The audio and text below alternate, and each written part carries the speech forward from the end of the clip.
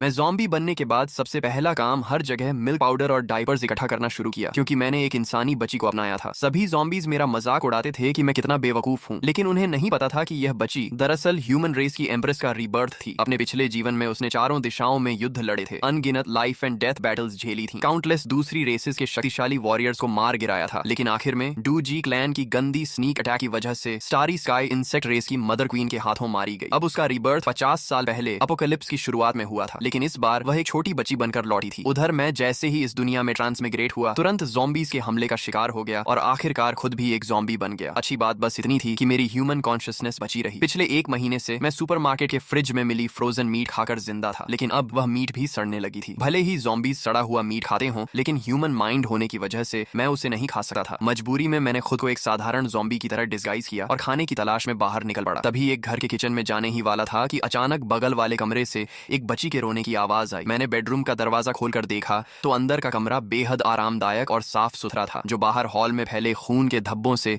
बिल्कुल उल्टा था। बिस्तर पर करीब 6-7 महीने की एक बच्ची जोर जोर से रो रही थी। लगता था उसके माता पिता ने अपनी आखिरी सांसों में बेडरूम का दरवाजा बंद करके उसे बचाने की कोशिश की थी। उसी समय यून रुओक्शुए पूरी तरह निराश हो चुकी थी। बड़ी मुश्किल से उसे रीबर्थ मिला था, लेकिन सबसे पहले अपने माता पिता की जगह उसने एक ज़ॉम्बी को देखा। वह पहले से ही काफी देर से भूखी थी, ऊपर से इस वक्त का भयानक डर, हंगर और फियर दोनों के असर से वह बेहोश हो गई। उस छोटी बच्ची को देखकर मैं हैरान रह गया। वह सिर्फ 5-6 महीने की थी, लेकिन उसकी आंखों में उदासी और बेबसी साफ दिखाई दे रही थी। किसी वजह से मुझे उससे अपनापन महसूस हुआ। हम दोनों ही बिना वजह इस दुनिया में आ गए थे और बदकिस्मती से अपोकलिप्स का शिकार बने थे। मेरी आंखों के सामने अचानक आई यह नई जिंदगी अंधेरे में चमकती एक उम्मीद जैसी लगी, जिसने मुझे जीने का नया मकसद दे दिया। इसलिए मैंने तय किया कि मैं इस छोटी बच्ची को पालूंगा। लेकिन तभी मुझे एहसास हुआ कि वह भूख की वजह से बेहोश हो चुकी है और कमरे में रखा मिल्क पाउडर का डिब्बा भी पूरी तरह खाली था। मैंने फैसला किया कि बाहर जाकर मिल्क पाउडर ढूंढ कर लाऊंगा। मैंने बेडरूम का दरवाजा अच्छी तरह बंद किया, बच्ची को अंदर सुरक्षित रखा और दरवाजे के सामने सोफा लगाकर ज़ॉम्बीज के अंदर आने का रास्ता रोक दिया। किचन में काफी तलाश करने के बाद भी कुछ काम का नहीं मिला, इसलिए मुझे ऊपर की मंजिलों पर जाना पड़ा। तीसरी मंजिल के कॉरिडोर में सूखे हुए काले भूरे खून के निशान फैले हुए थे। जमीन पर पहचान में न आने वाले बॉडी पार्ट्स बिखरे पड़े थे। बिल्डिंग का मेन डोर खुला होने के बावजूद वहां इतनी बदबू थी कि सांस लेना मुश्किल था। कॉरिडोर में कई अधूरे शरीर वाले ज़ॉम्बीज भी घूम रहे थे, लेकिन अब मैं इन सब का आदी हो चुका था और चुपचाप घरों की सर्च करता रहा। लगातार कई किचन खंगालने के बाद भी मुझे मिल्क पाउडर नहीं मिला, सिर्फ थोड़ा सा पूरी तरह न सड़ा हुआ रॉ मीट मिला। आखिर जब मैं 5वीं मंजिल के एक घर में पहुंचा तो वहां की महिला ज़ॉम्बी बन चुकी थी और उसने अपने ही बच्चे को खा लिया था। मैं कुछ पल के लिए खामोश हो गया। अगर वह छोटी बच्ची भी बेडरूम में बंद न होती तो शायद उसका अंजाम भी यही होता। आखिरकार खुले हुए मिल्क पाउडर के 2 डिब्बे और करीब 2 किलो ऐसा रॉ मीट ढूंढ लिया जो अभी तक पूरी तरह सड़ा नहीं था। यून रुओक्शुए बेहोशी में ही महसूस कर रही थी कि उसके मुंह में दूध डाला जा रहा है। उसने इंस्टिंक्ट से दूध पीना शुरू किया। एनर्जी मिलने के बाद उसने बड़ी मुश्किल से आंखें खोली, लेकिन उसने देखा कि वह मरी नहीं थी, बल्कि एक ज़ॉम्बी बिल्कुल नैनी की तरह चम्मच से उसे दूध पिला रहा था। अपने पिछले जीवन की यादों में उसने हमेशा ज़ॉम्बीज को सिर्फ खून के प्यासे मॉन्स्टर्स के रूप में देखा था। उसने तो खुद भी अपने ज़ॉम्बी बन चुके साथियों को खत्म किया था। उसके मन में ख्याल आया, क्या यह ज़ॉम्बी मुझे बड़ा करके बाद में खा जाएगा? मुझे नहीं पता वह छोटी बच्ची क्या सोच रही थी, लेकिन उसे दोबारा आंखें खोलते देखकर मैंने राहत की सांस ली। हालांकि वह काफी समय से भूखी थी, इसलिए एक कटोरी मिल्क पाउडर पिलाने के बाद भी उसका पेट नहीं भरा। मैं आदत से उसे कुछ कहने ही वाला था, लेकिन तभी याद आया कि मैं ज़ॉम्बी हूँ। जैसे ही बोलने की कोशिश की, मेरे मुंह से सिर्फ एक धीमी गुर्राहट निकली। मैं चुप हो गया और बिना कुछ बोले लगातार 3 कटोरी मिल्क पाउडर बनाकर उसे पिलाया, तब जाकर उसका पेट भरा। मैंने मन ही मन सोचा कि बच्चे को पालना सच में आसान नहीं है। अब से मुझे ज्यादा मिल्क पाउडर जमा करना होगा। अच्छी बात यह थी कि मिल्क पाउडर लंबे समय तक खराब नहीं होता। पेट भरने के बाद यून रुओक्शुए आराम से बेबी क्रिब में लेट गई। उसे यह सब बेहद अजीब लग रहा था। मेरे शरीर से निकलने वाली ऑरा साफ बता रही थी कि मैं अभी अभी ज़ॉम्बी बना था और सिर्फ एक बेहद कमजोर फर्स्ट स्टेज ज़ॉम्बी था। इतने लो लेवल का ज़ॉम्बी किसी भी हालत में इंटेलिजेंस नहीं रख सकता था, इसलिए वह समझ ही नहीं पा रही थी कि आखिर यह सब कैसे हो रहा है। लेकिन पिछले जीवन में अनगिनत लाइफ एंड डेथ बैटल्स लड़ चुकी एम्प्रेस होने के कारण वह धीरे धीरे शांत हो गई। उसके मन में डर अभी भी था, लेकिन उसने सोचा कि अगर यह ज़ॉम्बी सच में उसे खाना चाहता भी है तो कम से कम वह भूखी नहीं मरेगी। कई दिनों की भूख और डर से उसके नर्व्स पूरी तरह तनाव में थे, लेकिन अब राहत मिलने पर वह गहरी नींद में सो गई। मैं उस छोटी बच्ची का सोता हुआ चेहरा देखकर मुस्कुरा दिया। इस दुनिया में आने के बाद पहली बार मुझे शांति और सुकून महसूस हुआ, लेकिन कुछ महीनों की बच्ची को यहाँ अकेला छोड़ देना मतलब उसकी मौत तय थी, इसलिए मैंने उसे अपने साथ ले जाने का फैसला किया। ये 7 मंजिला पुरानी रेजिडेंशियल बिल्डिंग थी। दूसरी मंजिल बिल्कुल सुरक्षित नहीं थी, जबकि 7वीं मंजिल सबसे ऊपर होने की वजह से काफी सुरक्षित थी। शायद बिल्डिंग पुरानी होने के कारण यहाँ ज़ॉम्बीज ज्यादा नहीं थे, लेकिन जो थे वे बेहद भूखे थे। मैं उस छोटी बच्ची को लेकर खुलेआम घूमने की हिम्मत नहीं कर सकता था, इसलिए मैंने क्रोबार उठाया और रास्ते में मिलने वाले ज़ॉम्बीज को पीछे से चुपचाप खत्म करता गया। 7वीं मंजिल पर पहुंचकर मैंने उसे सुरक्षित रखा, फिर खुद नहाया और साफ कपड़े पहन ली। अब शरीर पर मौजूद घावों के निशान छोड़ दें तो मैं लगभग एक सामान्य इंसान जैसा ही दिखा था। सबसे बड़ी खुशी यह थी कि इस घर में मुझे बेबी प्रोडक्ट्स भी काफी मात्रा में मिल गए। शायद एपोकलिप्स शुरू होने पर यहाँ रहने वाला परिवार जल्दबाजी में सब छोड़कर भाग गया था। मैंने यह भी महसूस किया कि पिछले कुछ दिनों से लगातार घूमने फिरने की वजह से ज़ॉम्बी बनने के बाद जो मेरा शरीर बेहद अकड़ा हुआ था अब वह काफी फ्लेक्सिबल हो गया था। मैं कुछ आसान ह्यूमन मूवमेंट्स भी करने लगा था। हालांकि मुझे इस बात पर हैरानी हुई लेकिन मैंने ज्यादा ध्यान नहीं दिया क्योंकि मेरा पूरा ध्यान यून रुओक्सुए पर था। जब मैं डायपर लेकर उसे बदलने जा रहा था तभी यून रुओक्सुए के दिमाग में एक चौंकाने वाला ख्याल आया। पहले उसे सिर्फ इस बात पर हैरानी थी कि मैं उसे खाना खिला रहा हूँ, लेकिन अब जब उसने मुझे डायपर बदलने की तैयारी करते देखा तो उसे पूरा यकीन हो गया कि मैंने अपनी ह्यूमन कॉन्शियसनेस संभाल कर रखी है। उसने हमारी पहली मुलाकात को याद किया। उसे याद आया कि मैंने डोर हैंडल घुमाया था, क्रोबार से दरवाजा खोला था, मिल्क पाउडर बनाकर उसे पिलाया था। यह सब किसी सामान्य फर्स्ट स्टेज ज़ॉम्बी के इंस्टिंक्ट नहीं हो सकते थे। अब उसे पूरा भरोसा हो गया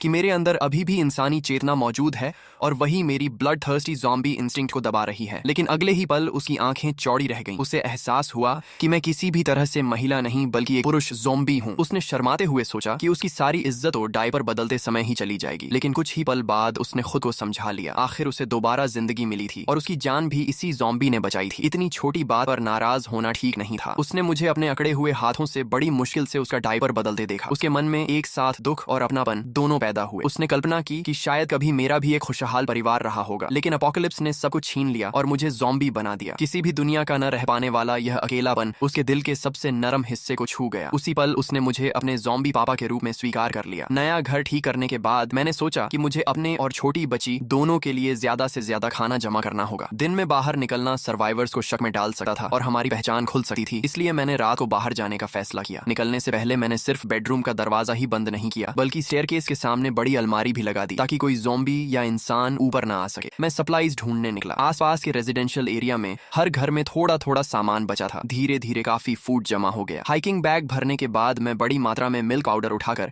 अंधेरे में आगे बढ़ा। तभी अचानक मुझे कुछ अजीब महसूस हुआ। मैंने ऊपर देखा तो आसमान में चमकता चांद पूरी तरह ब्लड रेड हो चुका था। उसी समय यून रुओक्सुए की नींद खुली। उसने देखा कि घर में कोई नहीं है। वह आराम से डायपर गीला करने ही वाली थी कि खिड़की से बाहर ब्लड मून दिखाई दिया। उसने तुरंत समझ लिया कि अब पूरी दुनिया के एवोल्यूशन का दौर शुरू होने वाला है। मुझे भी ब्लड मून देखकर हैरानी हुई, लेकिन यह ज़ॉम्बी एपोकलिप्स की दुनिया थी और मैंने साइंस फिक्शन मूवीज में ऐसा सीन पहले देखा था, इसलिए मैंने जल्दी ही इसे स्वीकार कर लिया और सोचा कि एपोकलिप्स में ऐसा होना स्वाभाविक है। मैं लगातार सप्लाईज उठाकर घर पहुंचाता रहा। मैंने सिर्फ फूड ही नहीं बल्कि बुक्स तक उठानी शुरू कर दी। लेकिन चौथी बार सामान उठाते समय अचानक मेरे शरीर में अजीब बदलाव होने लगे। मेरे बर्फ जैसे ठंडे शरीर के अंदर अचानक जलती हुई गर्मी फैलने लगी। यह एहसास मेरे लिए अजनबी भी था और परिचित ही, जैसे मैं दोबारा इंसान बन रहा हूँ। लेकिन अगले ही पल मेरे दिमाग में असहनीय खुजली और दर्द शुरू हो गया। ऐसा लगा जैसे मेरा ब्रेन फट जाएगा। मुझे लगा कि शायद मेरी ह्यूमन कॉन्शियसनेस खत्म होने वाली है और मैं हमेशा के लिए सिर्फ ब्लड थर्स्टी ज़ॉम्बी बन जाऊंगा। मैं बुरी तरह घबरा गया। सिर्फ मैं ही नहीं बल्कि ब्लड मून की रोशनी में बाकी ज़ॉम्बीज भी उसी बदलाव से गुजर रहे थे। दूसरी तरफ मूनलाइट में नहाए सर्वाइवर्स के शरीर भी गर्म होने लगे। उनके शरीर में ब्लड फ्लो तेज हो गया, बोन्स मजबूत होने लगी और बेडरूम में मौजूद यून रुओक्सुए भी ब्लड मून की लाल रोशनी से घिर गई। उसका छोटा सा शरीर कांपने लगा और पूरे शरीर में तेज गर्मी फैल गई। पता नहीं कितना समय बीत गया, लेकिन आखिरकार मुझे होश आया। आसपास सब कुछ पहले जैसा ही था, लेकिन जैसे ही मैं चला मुझे महसूस हुआ कि मेरा शरीर पहले से कहीं ज्यादा एजाइल हो चुका है। अब मैं पहले जैसा अकड़ा हुआ ज़ॉम्बी नहीं रहा। मैंने देखा कि मेरे शरीर पर फैली काली नसें हल्की पड़ चुकी थीं, सिर पर दोबारा बाल उग आए थे और सड़क पर घूमने वाले बाकी ज़ॉम्बीज भी पहले जितने डरावने नहीं दिख रहे थे। उनमें अब थोड़ी बहुत इंसानों जैसी शक्ल दिखाई देने लगी थी। मेरे मन में उम्मीद जगी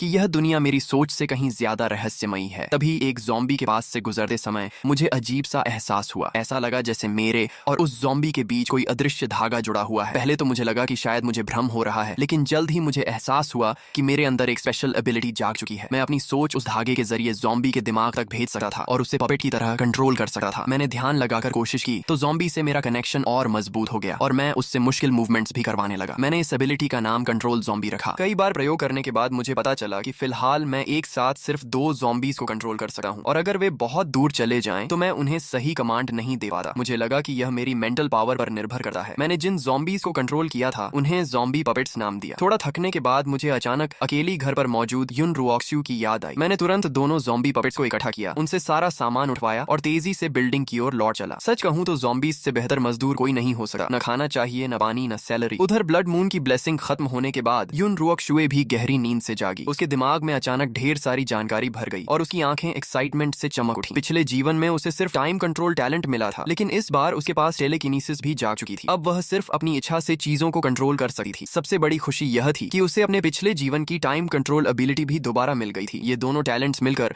उसे भविष्य का सबसे शक्तिशाली वॉरियर बना सकते थे। पिछले जीवन में सिर्फ टाइम कंट्रोल के दम पर वह ह्यूमन एम्प्रेस बनी थी, लेकिन इस जन्म में डबल टैलेंट मिलने का मतलब था कि अटैक और डिफेंस दोनों में वह अजेय बन सकती थी। उसने अपनी नई एबिलिटीज इस्तेमाल करने की कोशिश की, लेकिन उसका बेबी बॉडी अभी बहुत कमजोर था। कुछ ही देर में उसके सिर में तेज दर्द और कमजोरी शुरू हो गई। फिर भी उसकी कमजोर मेंटल पावर उसके आत्मविश्वास को नहीं तोड़ सकी। उसे पूरा यकीन था कि बड़े होने पर उसकी ताकत पिछले जीवन से भी कई गुना ज्यादा होगी और वह उस इंसेक्ट क्वीन को भी हरा देगी जिसने पिछले जन्म में उसे मार डाला था। तभी बाहर से आवाज आई। यूनरुऑक्शुए मुस्कुराई और समझ गई कि उसका ज़ॉम्बी पापा वापस आ गया है। अब उसके मन में यह जानने की उत्सुकता थी कि ह्यूमन कॉन्शियसनेस वाला ज़ॉम्बी ब्लड मून के बाद क्या इंसानों की तरह कोई स्पेशल एबिलिटी भी जागा होगा। उधर मैंने देखा कि स्टेयरकेस के सामने रखी अलमारी अपनी जगह से नहीं हिली थी, तो मैंने राहत की सांस ली। इस दुनिया में आने के बाद पहली बार मुझे किसी की चिंता हुई थी। मैंने जल्दी से अलमारी हटाई, बेडरूम का दरवाजा खोला और अंदर दौड़ गया। वहाँ यूनरुऑक्शुए जाग रही थी और चुपचाप मेरी तरफ देख रही थी, जबकि मैंने आज तक कभी लव भी नहीं किया था, लेकिन इस वक्त पहली बार मुझे सच में पापा बनने का एहसास हो रहा था। इसके बाद मैं किचन में गया, लेकिन पानी और बिजली दोनों बंद थे, इसलिए मैंने मिनरल वाटर से ही छोटी बच्ची के लिए मिल्क पाउडर तैयार किया। जब मैं दूध घोल रहा था तब यूनरुऑक्शुए भी अपने ज़ॉम्बी पापा को ध्यान से देख रही थी। उसने महसूस किया कि ब्लड मून के बाद मेरे अंदर कुछ बदलाव जरूर आए हैं, हालांकि वे ज्यादा बड़े नहीं थे। अब मैं पहले से थोड़ा ज्यादा इंसानों जैसा दिखने लगा था, लेकिन यह बदलाव उसके पिछले जीवन में देखी गई ज़ॉम्बी एवोल्यूशन से बिल्कुल अलग था। पिछले जन्म में ज़ॉम्बीज कई अलग अलग टाइप्स में एवोल्यूशन करते थे, जैसे टैंक टाइप ज़ॉम्बी जिनका शरीर बेहद विशाल और ताकतवर हो जाता था। उनकी डिफेंस असाधारण होती थी और वे बैटलफील्ड में मेन बैटल टैंक की तरह सर्वाइवर्स के लिए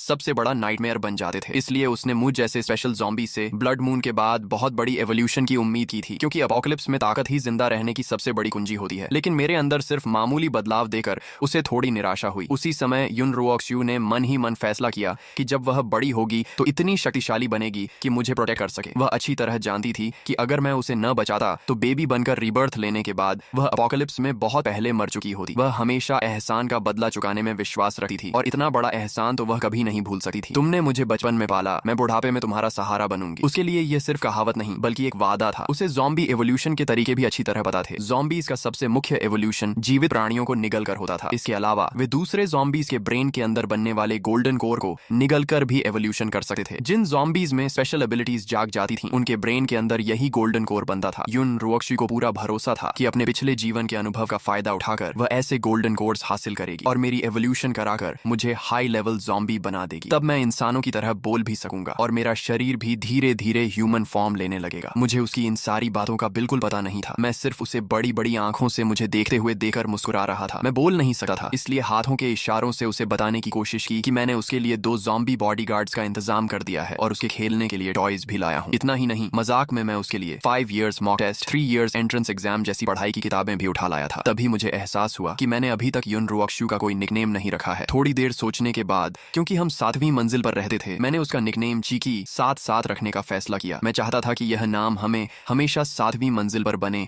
हमारे छोटे से घर की खूबसूरत याद दिलाता रहे। रात भर इकट्ठा किए गए सप्लाईज को देखकर मैं काफी संतुष्ट था। मुझे लगा कि यह सामान मेरे और चीकी दोनों के लिए काफी लंबे समय तक चलेगा। लेकिन अपोकलिप्स की अनिश्चितता को देखते हुए मैंने तय किया कि कुछ दिन घर के अंदर ही रहकर हालात का ऑब्जर्वेशन करूंगा और पूरी तरह सुरक्षित होने के बाद ही दोबारा बाहर निकलूंगा। मैं लिविंग रूम में गया और वहां से लगभग आधा मीटर लंबी स्टील मचेटी उठा ली। मुझे नहीं पता इस घर का मालिक पहले क्या काम करता था, लेकिन उसके पास इतनी लंबी और बेहद तेज मचेटे होना वाकई हैरान करने वाला था। मैंने कभी स्वॉर्ड्समैनशिप नहीं सीखी थी, लेकिन ज़ॉम्बी बनने के बाद मिली असाधारण फिजिकल स्ट्रेंथ की वजह से मैं आसानी से मचेटी घुमा सकता था। मार्शल आर्ट्स नॉवेल्स और मूवीज में देखे हुए मूव्स को याद करके मैं लिविंग रूम में प्रैक्टिस करने लगा। मुझे पूरा यकीन था कि अब मचेटे हाथ में होने पर मैं अकेले कई दुश्मनों का सामना आसानी से कर सकता हूँ। उधर जब मैं ब्लेड प्रैक्टिस कर रहा था, उसी समय यूनरुऑक्शुए थोड़ी देर आराम करने के बाद अपनी एबिलिटी की प्रैक्टिस कर रही थी। उसकी टेलीकिनेसिस से एक सिल्वर नीडल हवा में लगातार इधर उधर उड़ रही थी। इसी तरह देखते देखते 2 दिन बीत गए और हम दोनों की जिंदगी काफी आराम से चलने लगी। 2 दिन बाद मैंने हमेशा की तरह चीकी को दूध पिलाया ही था कि अचानक बाहर से कुछ अजीब आवाजें आने लगी। बैल्कनी से नीचे झांककर मैंने देखा कि सड़क पर मौजूद 2 ज़ॉम्बीज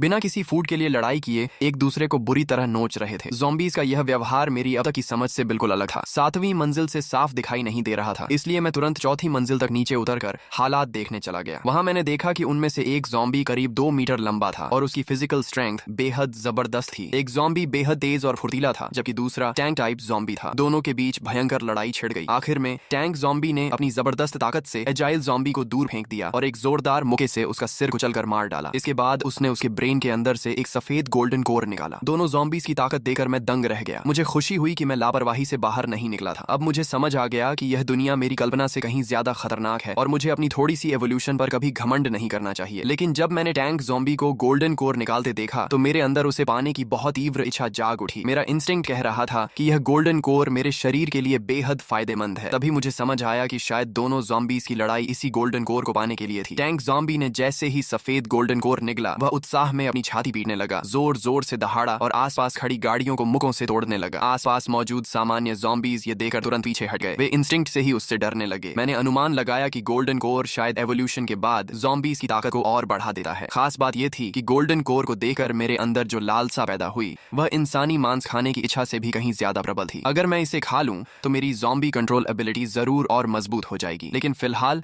मैं उस टैंक ज़ॉम्बी का मुकाबला नहीं कर सकता था। तभी मेरी नजर किचन में रखे गैस सिलेंडर पर पड़ी और मेरे दिमाग में उसे चालाकी से हराने का प्लान आ गया। उधर यून रुओक्शु ने भी बाहर का शोर सुन लिया। वह नीचे का दृश्य नहीं देख सकती थी, लेकिन अपने पिछले जीवन के अनुभव से उसने समझ लिया कि ब्लड मून के बाद पूरी दुनिया एवोल्यूशन के सबसे तेज दौर में प्रवेश कर चुकी है। ज़ॉम्बीज और म्यूटेंट बीस्ट ताकत हासिल करने के लिए एक दूसरे को मार रहे होंगे, जबकि ह्यूमन सर्वाइवर्स गोल्डन कोर्स की तलाश में होंगे। बाद के समय में इंसानों ने कल्टीवेशन मेथड्स भी विकसित कर लिए थे। अपने पिछले जीवन में ह्यूमन एम्प्रेस रही यून रुओक्शु ने सबसे शक्तिशाली ग्लेज्ड ब्रीदिंग टेक्निक की साधना की थी। वह जानती थी कि उसका ज़ॉम्बी पापा एक लो लेवल ज़ॉम्बी होने के कारण अपोकलिप्स में ज्यादा समय तक जीवित नहीं रह पाएगा। इसलिए उसे जल्द से जल्द खुद मजबूत बनकर हम दोनों की रक्षा करनी होगी। भले ही उसका शरीर अभी बेबी का था, लेकिन वह फिर भी ग्लेज्ड ब्रीदिंग टेक्निक की प्रैक्टिस कर सकती थी। ब्लड मून के बाद हवा में फैले एनर्जी पार्टिकल्स को उसने अपने शरीर में खींचना शुरू किया। टेक्निक चलाते ही उसका छोटा सा शरीर कांपने लगा और एनर्जी धीरे धीरे उसके अंदर समाने लगी। यून रुओक्शु खुश थी कि उसे एपोकलिप्स के शुरुआती दौर में ही इस टेक्निक से कल्टीवेशन करने का मौका मिल गया। बड़ी मात्रा में एनर्जी पार्टिकल्स उसके शरीर में समा गए, जिससे उसकी बोन्स और मजबूत हो गई और उसकी कमजोर टेलीकिनेसिस भी पहले से काफी ताकतवर हो गई। जब मैं नीचे से वापस बेडरूम में आया तो मैंने उसे कांपते हुए देखा। मुझे लगा कि शायद उसे ठंड लग गई है या बुखार आ गया है, इसलिए मैंने जल्दी से उसके ऊपर ब्लैंकेट डाल दिया। यून रुओक्शु की साधना टूट गई। उसने मेरी चिंतित शक्ल देखी तो मुस्कुरा दी और पहली बार उसे अपने ज़ॉम्बी पापा का सच्चा फादरली लव महसूस हुआ। पिछले जीवन में वह ऑर्फनेज में बड़ी हुई थी और उसने कभी माता पिता का प्यार नहीं पाया था। यह उसकी जिंदगी का पहला मौका था जब उसे पिता का स्नेह मिला। उसे सुरक्षित देखकर मैंने राहत की सांस ली और फिर बाहर मौजूद टैंक ज़ॉम्बी को खत्म करने की स्ट्रेटजी बनाने लगा। इतना खतरनाक खतरा ज्यादा दिन जिंदा नहीं छोड़ा जा सकता था। शाम होते ही मैंने अपने पहले ज़ॉम्बी पपेट को भेजा ताकि वह शॉप के अंदर गोल्डन कोर की ताकत बचा रहे टैंक ज़ॉम्बी को उकसा सके। ज़ॉम्बी पपेट ने फ्लावर पॉट उठा ले आया। जैसे ही मेरा पहला ज़ॉम्बी पपेट अंदर घुसा,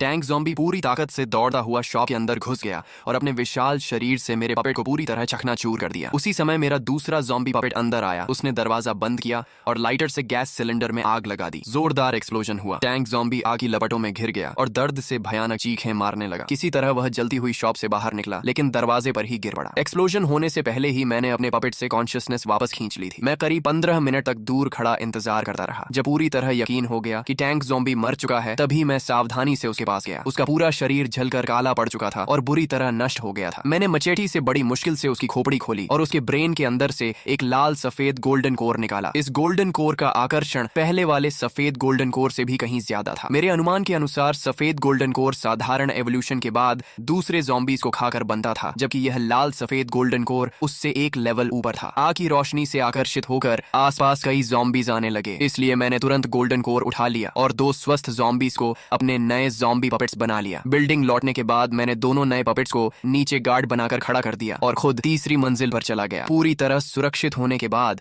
मैं अपने अंदर की इच्छा को रोक नहीं पाया और गोल्डन कोर निगल लिया। गोल्डन कोर ने मेरे पूरे शरीर को अंदर से बदलना शुरू कर दिया। मेरी स्किन पहले से ज्यादा ह्यूमन जैसी होने लगी। सिर्फ अपीयरेंस ही नहीं, बल्कि मेरी स्ट्रेंथ, स्पीड और एजिलिटी भी पहले से बेहतर हो गई। थोड़ी देर चक्कर आने के बाद मेरा दिमाग पहले से कहीं ज्यादा साफ हो गया। मेरी 5 सेंसेस भी तेज हो गई और ज़ॉम्बी कंट्रोल एबिलिटी पर मेरा नियंत्रण भी बेहतर हो गया। अब मैं एक साथ 5 ज़ॉम्बीज को कंट्रोल कर सकता था। इतना ही नहीं, मुझे एक नई एबिलिटी भी मिली, शेयर्ड विजन। पहले मैं सिर्फ अपनी आंखों के सामने मौजूद ज़ॉम्बी पपेट्स को ही कंट्रोल कर सकता था, लेकिन अब मैं उन्हें दूर से भी कंट्रोल कर सकता था। टेस्ट करने पर पता चला कि मेरी मेंटल पावर की रेंज लगभग 1 किलोमीटर है। इस रेंज के अंदर मुझे खुद बाहर जाने की जरूरत नहीं थी। मैं दूर बैठकर ही अपने ज़ॉम्बी पपेट से काम करवा सकता था। इससे मेरी सर्वाइवल एबिलिटी कई गुना बढ़ गई। उधर यून रुओक्शु ने दूर से एक्सप्लोजन और टैंक ज़ॉम्बी की दर्द भरी दहाड़ें सुनी। उसे 7वीं मंजिल पर होने की वजह से अपनी चिंता नहीं थी, लेकिन मैं काफी देर तक वापस नहीं लौटा, इसलिए वह बेहद परेशान हो गई। वह जानती थी कि अपने बेबी बॉडी के साथ वह किसी इवॉल्व्ड ज़ॉम्बी का मुकाबला नहीं कर सकती। वह सिर्फ भगवान से यही प्रार्थना कर सकती थी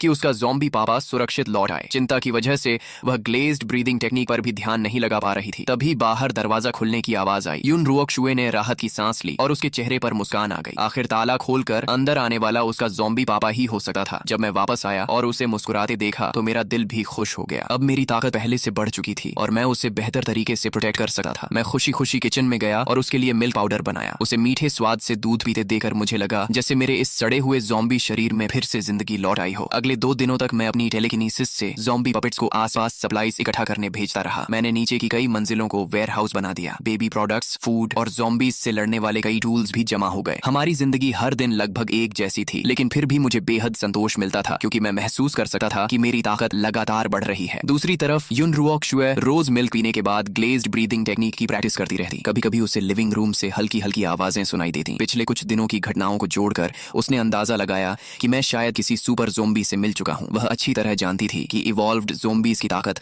सामान्य ज़ॉम्बीज से कई गुना ज्यादा होती है। इस नई दुनिया में साधारण ज़ॉम्बीज सबसे नीचे थे। उन्हें ह्यूमन सर्वाइवर्स, दूसरे ज़ॉम्बीज और म्यूटेंट बीस्ट्स तीनों से खतरा था। उसे इस बात ने बहुत भावुक कर दिया कि इतनी मुश्किल परिस्थितियों में भी मैं उसकी देखभाल करना नहीं भूला। अपोकलिप्स में इंसानों की ह्यूमैनिटी खत्म होती देख चुकी युन रुओकशु को मेरा इंसानियत बचाए रखना किसी चमत्कार से कम नहीं लगा। कई दिनों की प्रैक्टिस के बाद उसकी टेलीकिनेसिस इतनी मजबूत हो गई कि वह सिल्वर नीडल को बिजली जैसी स्पीड से चला सकती थी। टाइम कंट्रोल एबिलिटी के साथ मिलकर वह बिना आवाज किए किसी की भी हत्या कर सकती थी। लेकिन वह यहीं रुकना नहीं चाहती थी। अपोकलिप्स में जिंदा रहने के लिए उसे और भी ज्यादा ताकतवर बनना था। उसी समय मैंने ज़ॉम्बी पपेट्स को आसपास की बिल्डिंग्स में सप्लाईज ढूंढने भेजा। एक घर में रहने वाला इंसान शायद मार्शल आर्ट्स का शौकीन था। वहां मुझे कई फाइटिंग टेक्स्ट बुक्स मिली जिनमें अलग अलग क्लोज कॉम्बैट टेक्निक्स लिखी थी। ज़ॉम्बी एवोल्यूशन के बाद मेरी फिजिकल स्ट्रेंथ पहले ही सामान्य इंसानों से कहीं ज्यादा हो चुकी थी। अब शरीर पहले जैसा अकड़ा हुआ भी नहीं था, इसीलिए मैं इन मुश्किल फाइटिंग मूव्स को आसानी से सीख और इस्तेमाल कर सकता था। ज़ॉम्बीज का लड़ने का तरीका भले ही जंगली और सीधा होता हो, लेकिन इंसानों द्वारा विकसित मॉडर्न कॉम्बैट टेक्निक्स कहीं ज्यादा वैज्ञानिक और असरदार थी। भले ही मेरी मुख्य ताकत ज़ॉम्बी कंट्रोल थी, लेकिन मुझे लगता था कि अच्छी फाइटिंग स्किल्स मेरी फिजिकल लिमिटेशंस को भी पूरा कर सकती हैं। साथ ही ज़ॉम्बी होने की वजह से मुझे काटे जाने का डर भी नहीं था, इसलिए मैं वेपन्स का इस्तेमाल और भी प्रभावी तरीके से कर सकता था। कुछ बेसिक कॉम्बैट टेक्निक्स सीख लेने के बाद मैंने कॉम्बैट ट्रेनिंग शुरू करने के बाद अपने ज़ॉम्बी पपेट्स को 6ठी मंजिल के लिविंग रूम में लाया। टेलीकिनेसिस कंट्रोल हटाते ही वे सीधे मेरे स्पारिंग पार्टनर्स बन गए। आखिर ज़ॉम्बी अगर मार्शल आर्ट्स सीख जाए तो उसे रोकना लगभग नामुमकिन होता है, लेकिन लगातार प्रैक्टिस के बाद मुझे एहसास हुआ कि सिर्फ थियोरी पढ़ने और खुद से प्रैक्टिस करने से असली लड़ाई नहीं जीती जा सकती। सिर्फ रियल कॉम्बैट ही डिस्टेंस का सही अंदाजा, ओपोनेंट की रिएक्शन पढ़ना और सही जजमेंट जैसी स्किल्स विकसित कर सकता है। लगातार प्रैक्टिस के बाद मेरी फाइटिंग स्किल्स में जबरदस्त सुधार हुआ। अब मैं सामने से हमला करने वाले सामान्य ज़ॉम्बीज का भी आसानी से सामना कर सकता था। मैं एक बिल्कुल बिगिनर फाइटर से एक स्किल्ड फाइटर बन चुका था। इतना ही नहीं, मैंने पाया कि मैं एक साथ कई काम कर सका हूं। एक तरफ मैं खुद फाइटिंग प्रैक्टिस करता था, दूसरी तरफ टेलीकिनेसिस से ज़ॉम्बी पपेट्स को कंट्रोल करके सप्लाईज भी इकट्ठा करवाता था और शेयर्ड विजन के जरिए आसपास की पूरी सिचुएशन पर नजर रखता था। तभी शेयर्ड विजन के जरिए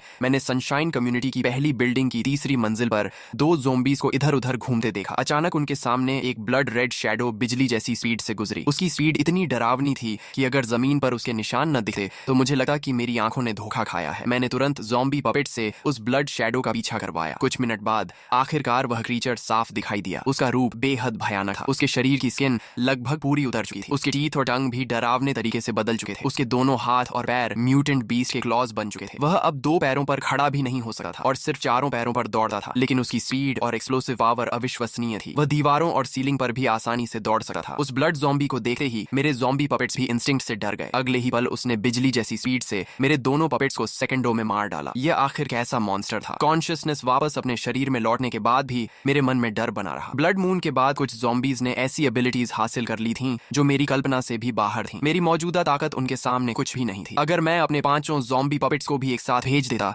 तो शायद वे भी पल भर में खत्म हो जाते। अब मैं सिर्फ यही उम्मीद कर सकता था कि वह ब्लड ज़ॉम्बी कभी हमारी 5 नंबर बिल्डिंग तक न पहुंचे। मैंने समय बर्बाद करना बंद कर दिया और हर दिन ज़ॉम्बीज के साथ रियल कॉम्बैट प्रैक्टिस करके खुद को मजबूत बनाने लगा। एक हफ्ते बाद मैं 6ठी मंजिल के लिविंग रूम में 3 ताकतवर ज़ॉम्बीज के एक साथ हमले का भी आसानी से सामना करने लगा। तंग जगह में भी मैं तेजी से मूव करता, सही मौका ढूंढता और अपनी टेक्निक से उन्हें जल्दी खत्म कर देता। फाइटिंग प्रैक्टिस के साथ साथ मैंने अपने ज़ॉम्बी पपेट्स को सप्लाईज ढूंढने के अलावा इवॉल्व्ड ज़ॉम्बीज की जानकारी इकट्ठा करने का काम भी दे दिया। ब्लड ज़ॉम्बी जैसे मॉन्स्टर्स से बिना पर्याप्त ताकत के भिड़ना आत्महत्या थी, लेकिन पहले मिले टैंक ज़ॉम्बी और एजाइल ज़ॉम्बी जैसे इवॉल्व्ड ज़ॉम्बीज को सही स्ट्रेटजी से हराया जा सकता था। पिछले कुछ दिनों की ऑब्जर्वेशन से मुझे यकीन हो गया था कि गोल्डन कोर सिर्फ इवॉल्व्ड ज़ॉम्बीज के ब्रेन में ही बनता है। दूसरी तरफ 7वीं मंजिल के बेडरूम में बेबी युन रुओकशु की ताकत भी लगातार बढ़ रही थी। शुरुआत में वह सिर्फ सिल्वर नीडल हिलाने से ही थक जाती थी, लेकिन अब वह अपनी बेबी बॉडी को जमीन से 1-2 सेंटीमीटर तक हवा में उठा सकती थी। इंसानों के लिए उड़ना हमेशा से एक सपना रहा है। हालांकि यून रुओक शुए अभी सच में उड़ नहीं सकती थी, लेकिन लगातार प्रैक्टिस के बाद उसके पास अब कम से कम खुद की रक्षा करने लायक ताकत आ चुकी थी। उसे नहीं पता था कि अगर बड़े सर्वाइवर बेसिस को पता चल जाए कि एक बेबी हवा में तैर सकती है तो वे सभी उसे अपनी ऑर्गेनाइजेशन में शामिल करने के लिए लड़ पड़ेंगे। इतनी कम उम्र में ऐसी अचीवमेंट सचमुच चौंका देने वाली थी। छठी मंजिल की फाइटिंग प्रैक्टिस खत्म करने के बाद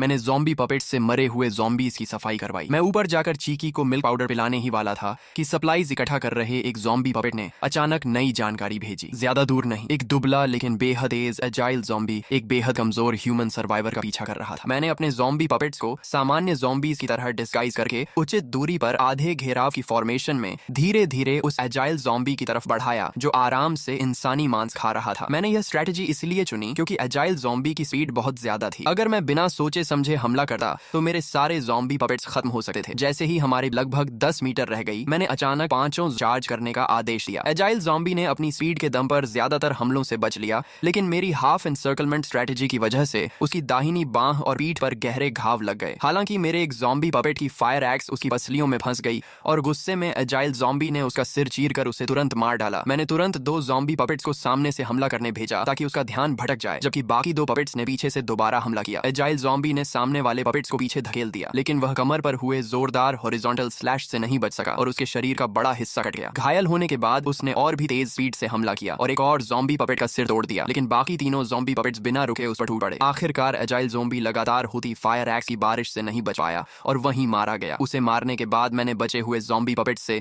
उसके ब्रेन से गोल्डन कोर निकलवाया और तुरंत उन्हें लेकर बिल्डिंग वापस लौट आया। वापस पहुंचकर मैंने ज़ॉम्बी पपेट्स को नीचे गार्ड पर लगा दिया और खुद गोल्डन कोर लेकर ऊपर चला गया। मैंने देखा कि यह भी पहले वाले की तरह सफेद था जिसमें हल्की सी लाल चमक थी। इसका मतलब यह एजाइल ज़ॉम्बी भी पहले किसी गोल्डन कोर को निगल चुका था। मैंने बिना देर किए गोल्डन कोर निगल लिया। एक बार फिर शक्तिशाली एनर्जी मेरे पूरे शरीर में फैल गई। एवोल्यूशन पूरी होने के बाद मेरी ताकत में जबरदस्त बढ़ोतरी हुई। अब मैं एक साथ 10 ज़ॉम्बी पपेट्स को कंट्रोल कर सकता था और मेरी कंट्रोल रेंज बढ़कर 3000 मीटर हो गई थी। अपनी नई ताकत से उत्साहित होकर मैंने ज़ॉम्बीज के झुंड में से 10 मजबूत ज़ॉम्बीज चुने, उन्हें फायर फाइटिंग सूट पहनाए और एक बेहद ताकतवर ज़ॉम्बी स्क्वाड तैयार कर लिया। इस स्क्वाड को देखकर मेरे अंदर आत्मविश्वास भर गया। मैंने कल्पना करनी शुरू कर दी कि एक दिन मैं विशाल ज़ॉम्बी आर्मी बनाऊंगा, अपनी टेलीकिनेसिस और अनगिनत ज़ॉम्बी पपेट्स के सहारे चारों दिशाओं में लड़ाइयां जीतूंगा। मैंने तो मास आर्मी स्ट्रेटेजी तक सोच ली थी, लेकिन मैं पहली बिल्डिंग में मौजूद उस भयानक ब्लड मॉन्स्टर को नहीं भूला था। आज एजाइल ज़ॉम्बी से लड़ने के बाद उसकी तुलना में वह ब्लड मॉन्स्टर और भी ज्यादा डरावना लगने लगा। भले ही अब मेरे पास 10 ज़ॉम्बी पपेट्स थे, लेकिन उसके बारे में जानकारी बहुत कम थी, इसलिए जीत की कोई गारंटी नहीं थी। मैंने तय किया कि कुछ दिन बाद फिर उससे मुकाबला करके उसकी असली ताकत का अंदाजा लगाऊंगा। आखिर वह एक टाइम बॉम्ब की तरह था जिसके रहते मैं चैन से नहीं रह सकता था। अगले 3 दिनों में मैंने छठी मंजिल को पूरी तरह ट्रेनिंग रूम में बदल दिया। लगातार कॉम्बैट प्रैक्टिस के दौरान मुझे महसूस हुआ कि एवोल्यूशन के बाद मेरी फिजिकल एबिलिटी हर पहलू में पहले से कहीं बेहतर हो गई है। मैंने संतोष से सिर हिलाया। अब मेरा शरीर सच में एपोकलिप्स सर्वाइवर जैसा लगने लगा था। ट्रेनिंग खत्म होने के बाद मैंने ज़ॉम्बी पपेट्स से बैटलफील्ड साफ करवाया, अपने शरीर से खून धोया और 7वीं मंजिल पर चीकी को मिल्क पाउडर पिलाने चला गया। उसके मासूम चेहरे की मुस्कान देकर मैं भी अनायास मुस्कुरा दिया। अब उसकी एपेटाइट पहले से काफी बढ़ गई थी। उसे दूध पिलाने के बाद मैं बाहर से लाइट टॉयज से उसे खिलाने लगा। यून रोकशुए मुझे अपनी अनाड़ी हरकतों से उसे हंसाने की कोशिश करते देखकर मन ही मन बेबस हो गई। बाहर से वह एक बेबी थी, लेकिन अंदर से वह एक मैच्योर, काल्म और निर्णायक ह्यूमन एम्प्रेस थी। फिर भी उसने सोचा कि यह उसके ज़ॉम्बी पापा का प्यार है, इसलिए उसने मुस्कुराकर मेरा साथ दिया। लेकिन जैसे ही मैंने उसकी मुस्कान देखी, मैं उसे हंसाने के लिए और ज्यादा मेहनत करने लगा। यून रोकशुए की आंख तक फड़क गई। आखिर उसने मन ही मन कहा, रहने दो, इसे ही अपनी टेलीकिनेसिस की प्रैक्टिस समझ लेती हूँ। उसके साथ खेलने के बाद मैंने पहली बिल्डिंग वाले ब्लड मॉन्स्टर की ताकत पर रखने का फैसला किया। मैंने 10 लंबे चौड़े ज़ॉम्बी पपेट्स चुने, उन्हें फायर फाइटिंग सूट्स पहनाए, लेकिन मुझे लगा कि अभी भी तैयारी अधूरी है। तभी मुझे सड़क के मोड़ पर मोटरसाइकिल शॉप याद आई। मैं ज़ॉम्बी पपेट्स को लेकर वहां गया, दुकान का दरवाजा तोड़ा और हर पपेट को फुल फेस मोटरसाइकिल हेलमेट पहना दिया। आखिर ज़ॉम्बीज का सबसे बड़ा वीक पॉइंट उनका सिर ही होता है। शरीर चाहे कितना भी फट जाए, जब तक सिर सुरक्षित रहे वे लड़ सकते थे। पूरी तैयारी के बाद मैंने इस नए ज़ॉम्बी स्क्वाड को दूर से कंट्रोल करते हुए पहली बिल्डिंग की ओर भेज दिया। मेरी टेलीकिनेसिस की रेंज अब 3000 मीटर थी, लेकिन मैं जानता था कि क्लोज कॉम्बैट में ब्लड मॉन्स्टर के सामने खुद जाना अभी भी खतरे से खाली नहीं था। इसलिए मैं 5 नंबर बिल्डिंग में ही सुरक्षित रहकर पूरे ऑपरेशन को कमांड करने लगा। ज़ॉम्बी स्क्वाड पहली मंजिल से हर कमरे और हर कोने की सावधानी से सर्च करता हुआ आगे बढ़ा। खासकर सीलिंग पर विशेष ध्यान दिया जा रहा था ताकि दीवारों और छत पर चलने वाला ब्लड मॉन्स्टर अचानक हमला न कर सके। जल्दी ही 4 मंजिलों की सर्च पूरी हो गई, लेकिन ब्लड मॉन्स्टर कहीं दिखाई नहीं दिया। किसी को नहीं पता था कि वह स्पाइडर की तरह 5वीं मंजिल के एक ब्लाइंड स्पॉट में चिपका हुआ इंतजार कर रहा था। जैसे ही मेरे ज़ॉम्बी पपेट्स ऊपर पहुंचे, उसने अचानक हमला कर दिया। पहले ही वार में उसने दरवाजे के सबसे पास वाले ज़ॉम्बी पपेट को दूर उड़ा दिया। अच्छी बात यह रही कि हेलमेट की वजह से उसका सिर नहीं फूटा। मैंने तुरंत पूरे ज़ॉम्बी स्क्वाड को काउंटर अटैक का आदेश दिया और सभी ने फायर एक्सिस से हमला शुरू कर दिया। अगर इस समय युन रुओक्सुए वहां होती तो वह तुरंत पहचान लेती कि यह ब्लड मॉन्स्टर दरअसल अपोकलिप्स का मशहूर लिकर ज़ॉम्बी था। अपने पिछले जीवन में उसने देखा था कि अपोकलिप्स के शुरुआती दौर में इसी मॉन्स्टर ने ह्यूमन सर्वाइवर्स का भारी कत्लेआम किया था। गुस्से में लिकर ज़ॉम्बी ने अपने तेज क्लॉज से कई ज़ॉम्बी पपेट्स को दूर फेंक दिया, लेकिन मेरे कंट्रोल में होने के कारण वे अपनी चोटों की परवाह किए बिना उसके क्लॉज से चिपक गए। उसी समय बाकी ज़ॉम्बी पपेट्स ने फायर एक्सिस से उसके सिर पर लगातार वार किए। लिकर ज़ॉम्बी घिर गया। उसने छलांग लगाकर निकलने की कोशिश की, लेकिन फिर भी कई वार उसके शरीर पर लगे। मैंने सभी ज़ॉम्बी पपेट्स को एक ही जगह लगातार हमला करने का आदेश दिया। आखिर 3 ज़ॉम्बी पपेट्स ने मिलकर उसकी एक पूरी बांह काट डाली। घायल लिकर ज़ॉम्बी तुरंत सीलिंग पर चढ़ गया। मैंने ज़ॉम्बी पपेट्स से उस पर फायर एक्सिस फेंकवाई, लेकिन उसकी स्पीड इतनी ज्यादा थी कि मेरे लो लेवल ज़ॉम्बी पपेट्स का एम और थ्रोइंग पावर दोनों कम पड़ गए। लिकर ज़ॉम्बी ने खिड़की का ग्लास तोड़ा, बिल्डिंग की बाहरी दीवार पर छलांग लगाई और पल भर में आंखों से ओझल हो गया। मैंने मन ही मन खुद को कोसा कि मैंने उसकी ताकत को कम आंका था। इतनी तैयारी के बाद भी मैं उसे पकड़ नहीं पाया। उसकी स्पीड इतनी ज्यादा थी कि वह बिल्डिंग की बाहरी दीवार पर भी जमीन की तरह दौड़ सकता था। उसके इस तरह बच निकलने का मतलब था कि अब वह सतर्क हो चुका है और शायद बदला लेने भी लौट सकता है। मुझे खुशी थी कि हेलमेट्स की वजह से मेरे ज़ॉम्बी पपेट्स का नुकसान कम हुआ, लेकिन अब मेरी सबसे बड़ी चिंता यही लिकर ज़ॉम्बी था। अगर वह किसी दिन चुपचाप हमारी 5 नंबर बिल्डिंग तक पहुंच गया और उसे चीकी मिल गई तो वह बाहर की दीवार चढ़कर सीधे 7वीं मंजिल तक पहुंच सकता था और उसे रोकना लगभग असंभव होता। मैंने तुरंत खुद को शांत किया और डिफेंस प्लान बनाया। मैंने 3 सबसे मजबूत ज़ॉम्बी पपेट्स को पूरी तरह इक्विप करके 5 नंबर बिल्डिंग में लगातार पेट्रोल पर लगा दिया, ताकि अगर लिकर ज़ॉम्बी चुके से अंदर घुसे तो मुझे तुरंत पता चल जाए। बाकी ज़ॉम्बी पपेट्स को मैंने दूसरे इवॉल्व्ड ज़ॉम्बीज की तलाश में भेज दिया। 2 गोल्डन कोर्स निकलकर ताकत बढ़ने पर मैं बहुत खुश था, लेकिन लिकर ज़ॉम्बी ने मुझे एहसास करा दिया कि मैं अभी भी इस दुनिया में बहुत छोटा खिलाड़ी हूँ। उधर 7वीं मंजिल के बेडरूम में युन रुओक्सुए अपनी टेलीकिनेसिस से 2 क्लॉथ डॉल्स को हवा में लगातार उड़ा रही थी। ह्यूमन एम्प्रेस होने के नाते उसे ऐसे टॉयज बिल्कुल पसंद नहीं थे, लेकिन वह मेरा दिल नहीं तोड़ना चाहती थी। बाद में उसे एहसास हुआ कि क्लॉथ डॉल्स से टेलीकिनेसिस की प्रैक्टिस भी काफी अच्छी हो जाती है। तभी उसे महसूस हुआ कि मैं वापस आ गया हूँ। उसने तुरंत दोनों डॉल्स को अपनी बाहों में पकड़ लिया। जब भी मैं उसे खुशी से खेलते देखा, मेरे अंदर का सारा तनाव खत्म हो जाता। मैंने मन ही मन सोचा, चीकी, यह दुनिया बहुत अंधेरी और टूटी हुई है। उम्मीद है कि जब तुम बड़ी होगी तो इस दुनिया से नफरत नहीं करोगी। तुम हमेशा ऐसे ही बेफिक्र मुस्कुराती रहो। मैं चाहता हूँ कि हम दोनों इस एपोकलिप्स में हमेशा साथ जिंदा रहें। तभी मेरी नजर बेडरूम की खिड़की पर गई और मेरा चेहरा गंभीर हो गया। मैं तुरंत नीचे गया, लकड़ी के तख्ते और कीलें लाया और पूरी खिड़की को बंद करना शुरू कर दिया। युन रुओक्सु हैरानी से अपने ज़ॉम्बी पापा को देखती रही। पिछले कई दिनों से वह बाहर भी नहीं गया था और अब खिड़की भी बंद कर रहा था। उसने सोचा कि शायद उसके ज़ॉम्बी पापा को आखिरकार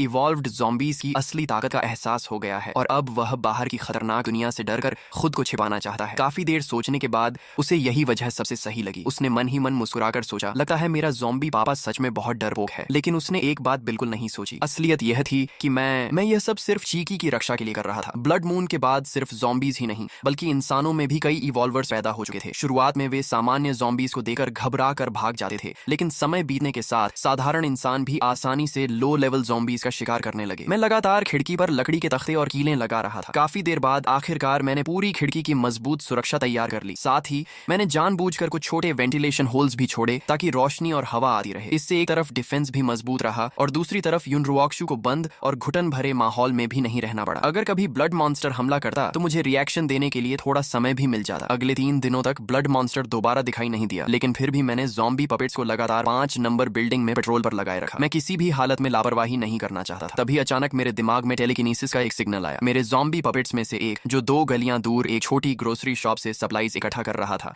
उसका सामना कुछ ह्यूमन सर्वाइवर्स से हो गया। शुरुआत में उन सर्वाइवर्स ने उसे साधारण ज़ॉम्बी समझा, लेकिन जैसे ही ज़ॉम्बी पपेट ने पलटकर उनकी तरफ देखा, वे घबरा गए। उनमें से एक मजबूत आदमी, जिसका नाम टीजू था, आयरन रॉड उठाकर सीधे ज़ॉम्बी पपेट की तरफ दौड़ा। मैंने तुरंत ज़ॉम्बी पपेट को फायर एक्स से उसका मुकाबला करने का आदेश दिया। जैसे ही दोनों भिड़े, मैं हैरान रह गया। मैंने जानबूझकर सबसे ताकतवर ज़ॉम्बीज को पपेट बनाया था और सामान्य ज़ॉम्बीज की फिजिकल स्ट्रेंथ भी इंसानों से ज्यादा होती थी, लेकिन मुझे उम्मीद नहीं थी कि टीजू की ताकत इतनी जबरदस्त होगी। उसकी आयरन रॉड से आया वार इतना भारी था कि ज़ॉम्बी पपेट का पूरा हाथ सुन्न हो गया। अगले ही वार में टीजू ने फायर एक्स दूर उड़ा दी और एक ही प्रहार में ज़ॉम्बी पपेट का सिर कुचल दिया। ज़ॉम्बी पपेट के गिरने के बाद टीजू उसके पास गया और हैरानी से बोला, यह दुनिया तो सच में पागल हो गई है। अब ज़ॉम्बीज भी वेपन्स इस्तेमाल करने लगे हैं। क्या यह किसी नई एवोल्यूशन का ज़ॉम्बी है? लेकिन उसने ज्यादा सोचने की बजाय अपने साथियों को जल्दी जल्दी सप्लाईज उठाने को कहा। उसे डर था कि कहीं कोई इवॉल्व्ड ज़ॉम्बी वहां ना आ जाए। अपने लीडर को एक ही वार में ज़ॉम्बी मारते देखकर बाकी लोग उसकी तारीफ करने लगे। अच्छा हुआ टीजू भाई हमारे साथ हैं, नहीं तो हमें इतना सारा फूड कभी नहीं मिलता। दूसरा बोला, इवॉल्व्ड ज़ॉम्बीज भी क्या कर लेंगे? टीजू भाई की पावर के सामने तो एक ही डंडा काफी है। एपोकलिप्स में ताकतवर सहारा मिलना सबसे जरूरी था, इसलिए सभी लोग उसकी खुशामद करने में लगे थे। टीजू टीजू भी उनकी तारीफ सुनकर काफी खुश था। मुझे इस बात पर हैरानी हुई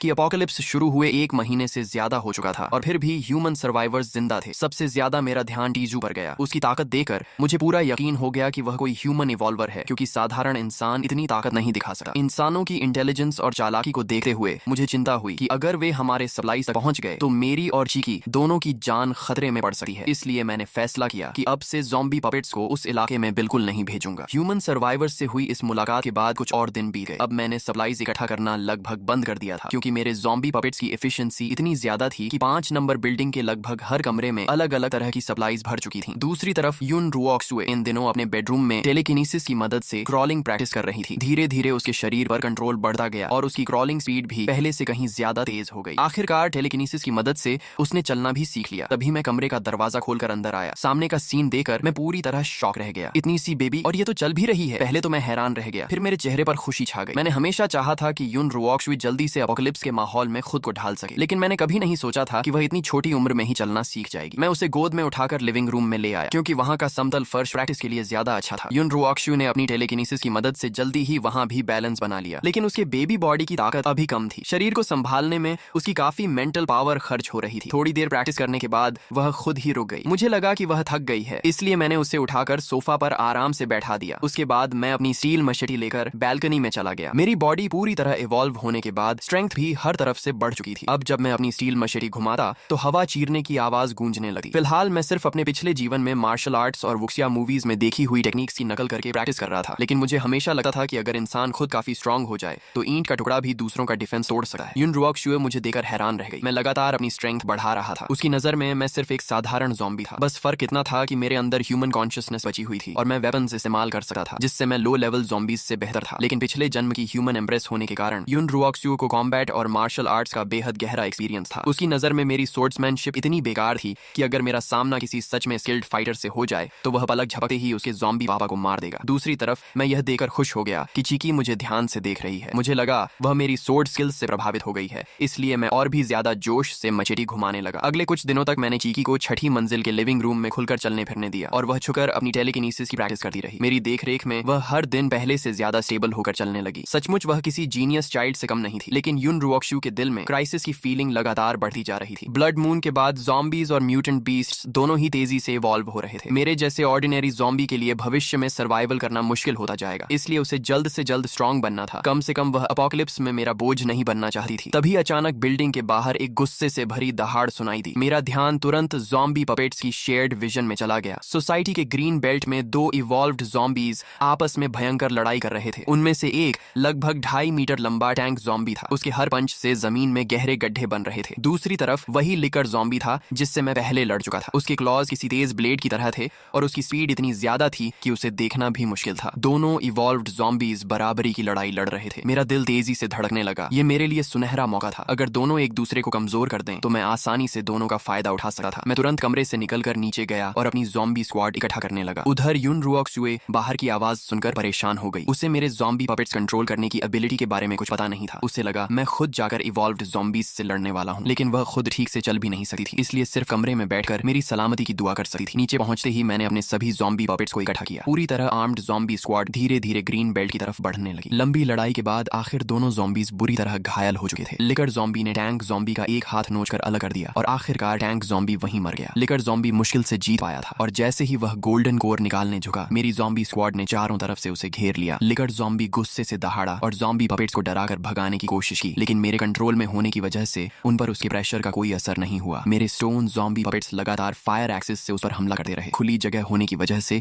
लिकर ज़ॉम्बी अपनी वॉल रनिंग एबिलिटी का फायदा नहीं उठा पाया और आखिरकार उसे चारों तरफ से घेर लिया गया। दोनों इवॉल्व्ड ज़ॉम्बीज के गोल्डन कोर्स मेरे हाथ लग गए। मैं खुशी से झूम उठा और तुरंत अपनी ज़ॉम्बी स्क्वाड को लेकर सोसाइटी लौट आया। इस बार दोनों गोल्डन कोर्स पहले से भी ज्यादा रेड हो चुके थे। साफ था कि वे पहले ही कई गोल्डन कोर्स निकल चुके थे। तीसरी मंजिल पर पहुंचते ही मैंने दोनों गोल्डन कोर्स एक साथ निकल ली। इस बार मिलने वाली एनर्जी पहले से कई गुना ज्यादा थी, लेकिन सबसे बड़ा बदलाव मेरी स्पिरिट पावर में हुआ। मेरे दिमाग में इतनी जबरदस्त मेंटल एनर्जी भर गई कि मैं उसे सहन ही नहीं कर पाया और कुछ ही देर बाद बेहोश होकर गिर पड़ा। 7वीं मंजिल पर युन रुओक्सुए बेचैनी से सोफा पर लौटने लगी। काफी देर तक मेरी कोई आवाज नहीं आई तो उसने उम्मीद छोड़ दी। उसे लगा कि उसका ज़ॉम्बी पापा इवॉल्व्ड ज़ॉम्बीज के हाथों मारा गया। वह दुखी होकर सोचने लगी, बेचारे ज़ॉम्बी पापा, बस थोड़ा और इंतजार कर लेते। तभी अचानक दरवाजे का लॉक खुलने की आवाज आई। युन रुओक्सुए ने तुरंत सिर उठाया और उसके चेहरे चेहरे पर खुशी छा गई। वह सोफा से उतरकर लड़खड़ाते कदमों से मेरी तरफ दौड़ी और उसके मुंह से अचानक निकल गया, पापा। मैं वहीं बिजली गिरने की तरह जम गया। चीकी पहली बार मुझे पापा बुला रही थी। मैंने दो जन्म जी लिए लेकिन कभी गर्लफ्रेंड तक नहीं बनी। अचानक किसी के मुंह से पापा सुनना मेरे लिए ऐसा एहसास था जिसे मैं शब्दों में बयां नहीं कर सकता था। उधर यून रोकशुए भी खुद चौंक गई। खुशी में उसने अपने मन की बात सीधे बोल दी थी, लेकिन फिर उसने सोचा कि उसके अंदर पिछले जन्म की सोल मौजूद है, इसीलिए बोलना उसके लिए मुश्किल नहीं था। बस रीबर्थ के बाद उसने कभी बोलने की प्रैक्टिस नहीं की थी। लेकिन मुझे इनमें से कुछ भी नहीं पता था। मुझे सिर्फ इतना लगा कि मेरी चीकी कोई जीनियस चाइल्ड है जिसने बिना सिखाए ही बोलना सीख लिया। मैं खुशी में जोर जोर से ज़ॉम्बी ग्राउल करने लगा। अफसोस कि मैं अभी भी इंसानों की तरह बोल नहीं सकता था। इस एवोल्यूशन के बाद मैं अब एक साथ 30 ज़ॉम्बी पपेट्स कंट्रोल कर सकता था और मेरी मेंटल पावर की रेंज सीधे 8000 मीटर तक पहुंच गई थी। इतनी ताकत मिलने के बाद मैंने तुरंत अपनी आर्मी बढ़ाने का फैसला किया। दूसरी तरफ युन रुओक्शुई अब मिल्क पाउडर पीना नहीं चाहती थी। उसने अपने छोटे छोटे दांत दिखाकर मुझे समझाया कि अब वह सिर्फ दूध नहीं पिएगी। मुझे अपनी गलती का एहसास हुआ। आखिर चीकी मुझसे ज्यादा समझदार थी। मैं तुरंत छठी मंजिल पर गया और राइस पॉरेज में मिल्क पाउडर मिलाकर उसे बेबी फूड बनाकर खिलाया। इस बार चीकी ने खुद स्पून पकड़कर खाना शुरू कर दिया और बोली, पापा अब मैं खुद खा लूंगी। उसे खुशी से खाते देकर मेरा दिल भर आया। मेरी छोटी चीकी सचमुच बड़ी हो रही थी। स्ट्रेंथ बढ़ने के बाद मेरे मन में एक नया विचार आया। अगर मैं ऑर्डिनरी ज़ॉम्बीज को कंट्रोल कर सकता हूँ तो क्या इवॉल्व्ड ज़ॉम्बीज को भी कंट्रोल कर सकता हूँ? ज्यादा इंतजार नहीं करना पड़ा। कुछ हजार मीटर दूर मेरे एक ज़ॉम्बी पपेट को अकेला घूमता हुआ एक टैंक टाइप इवॉल्व्ड ज़ॉम्बी मिला। मैं अपने ज़ॉम्बी पपेट्स को साधारण ज़ॉम्बीज की तरह छुपाकर उसके पास ले गया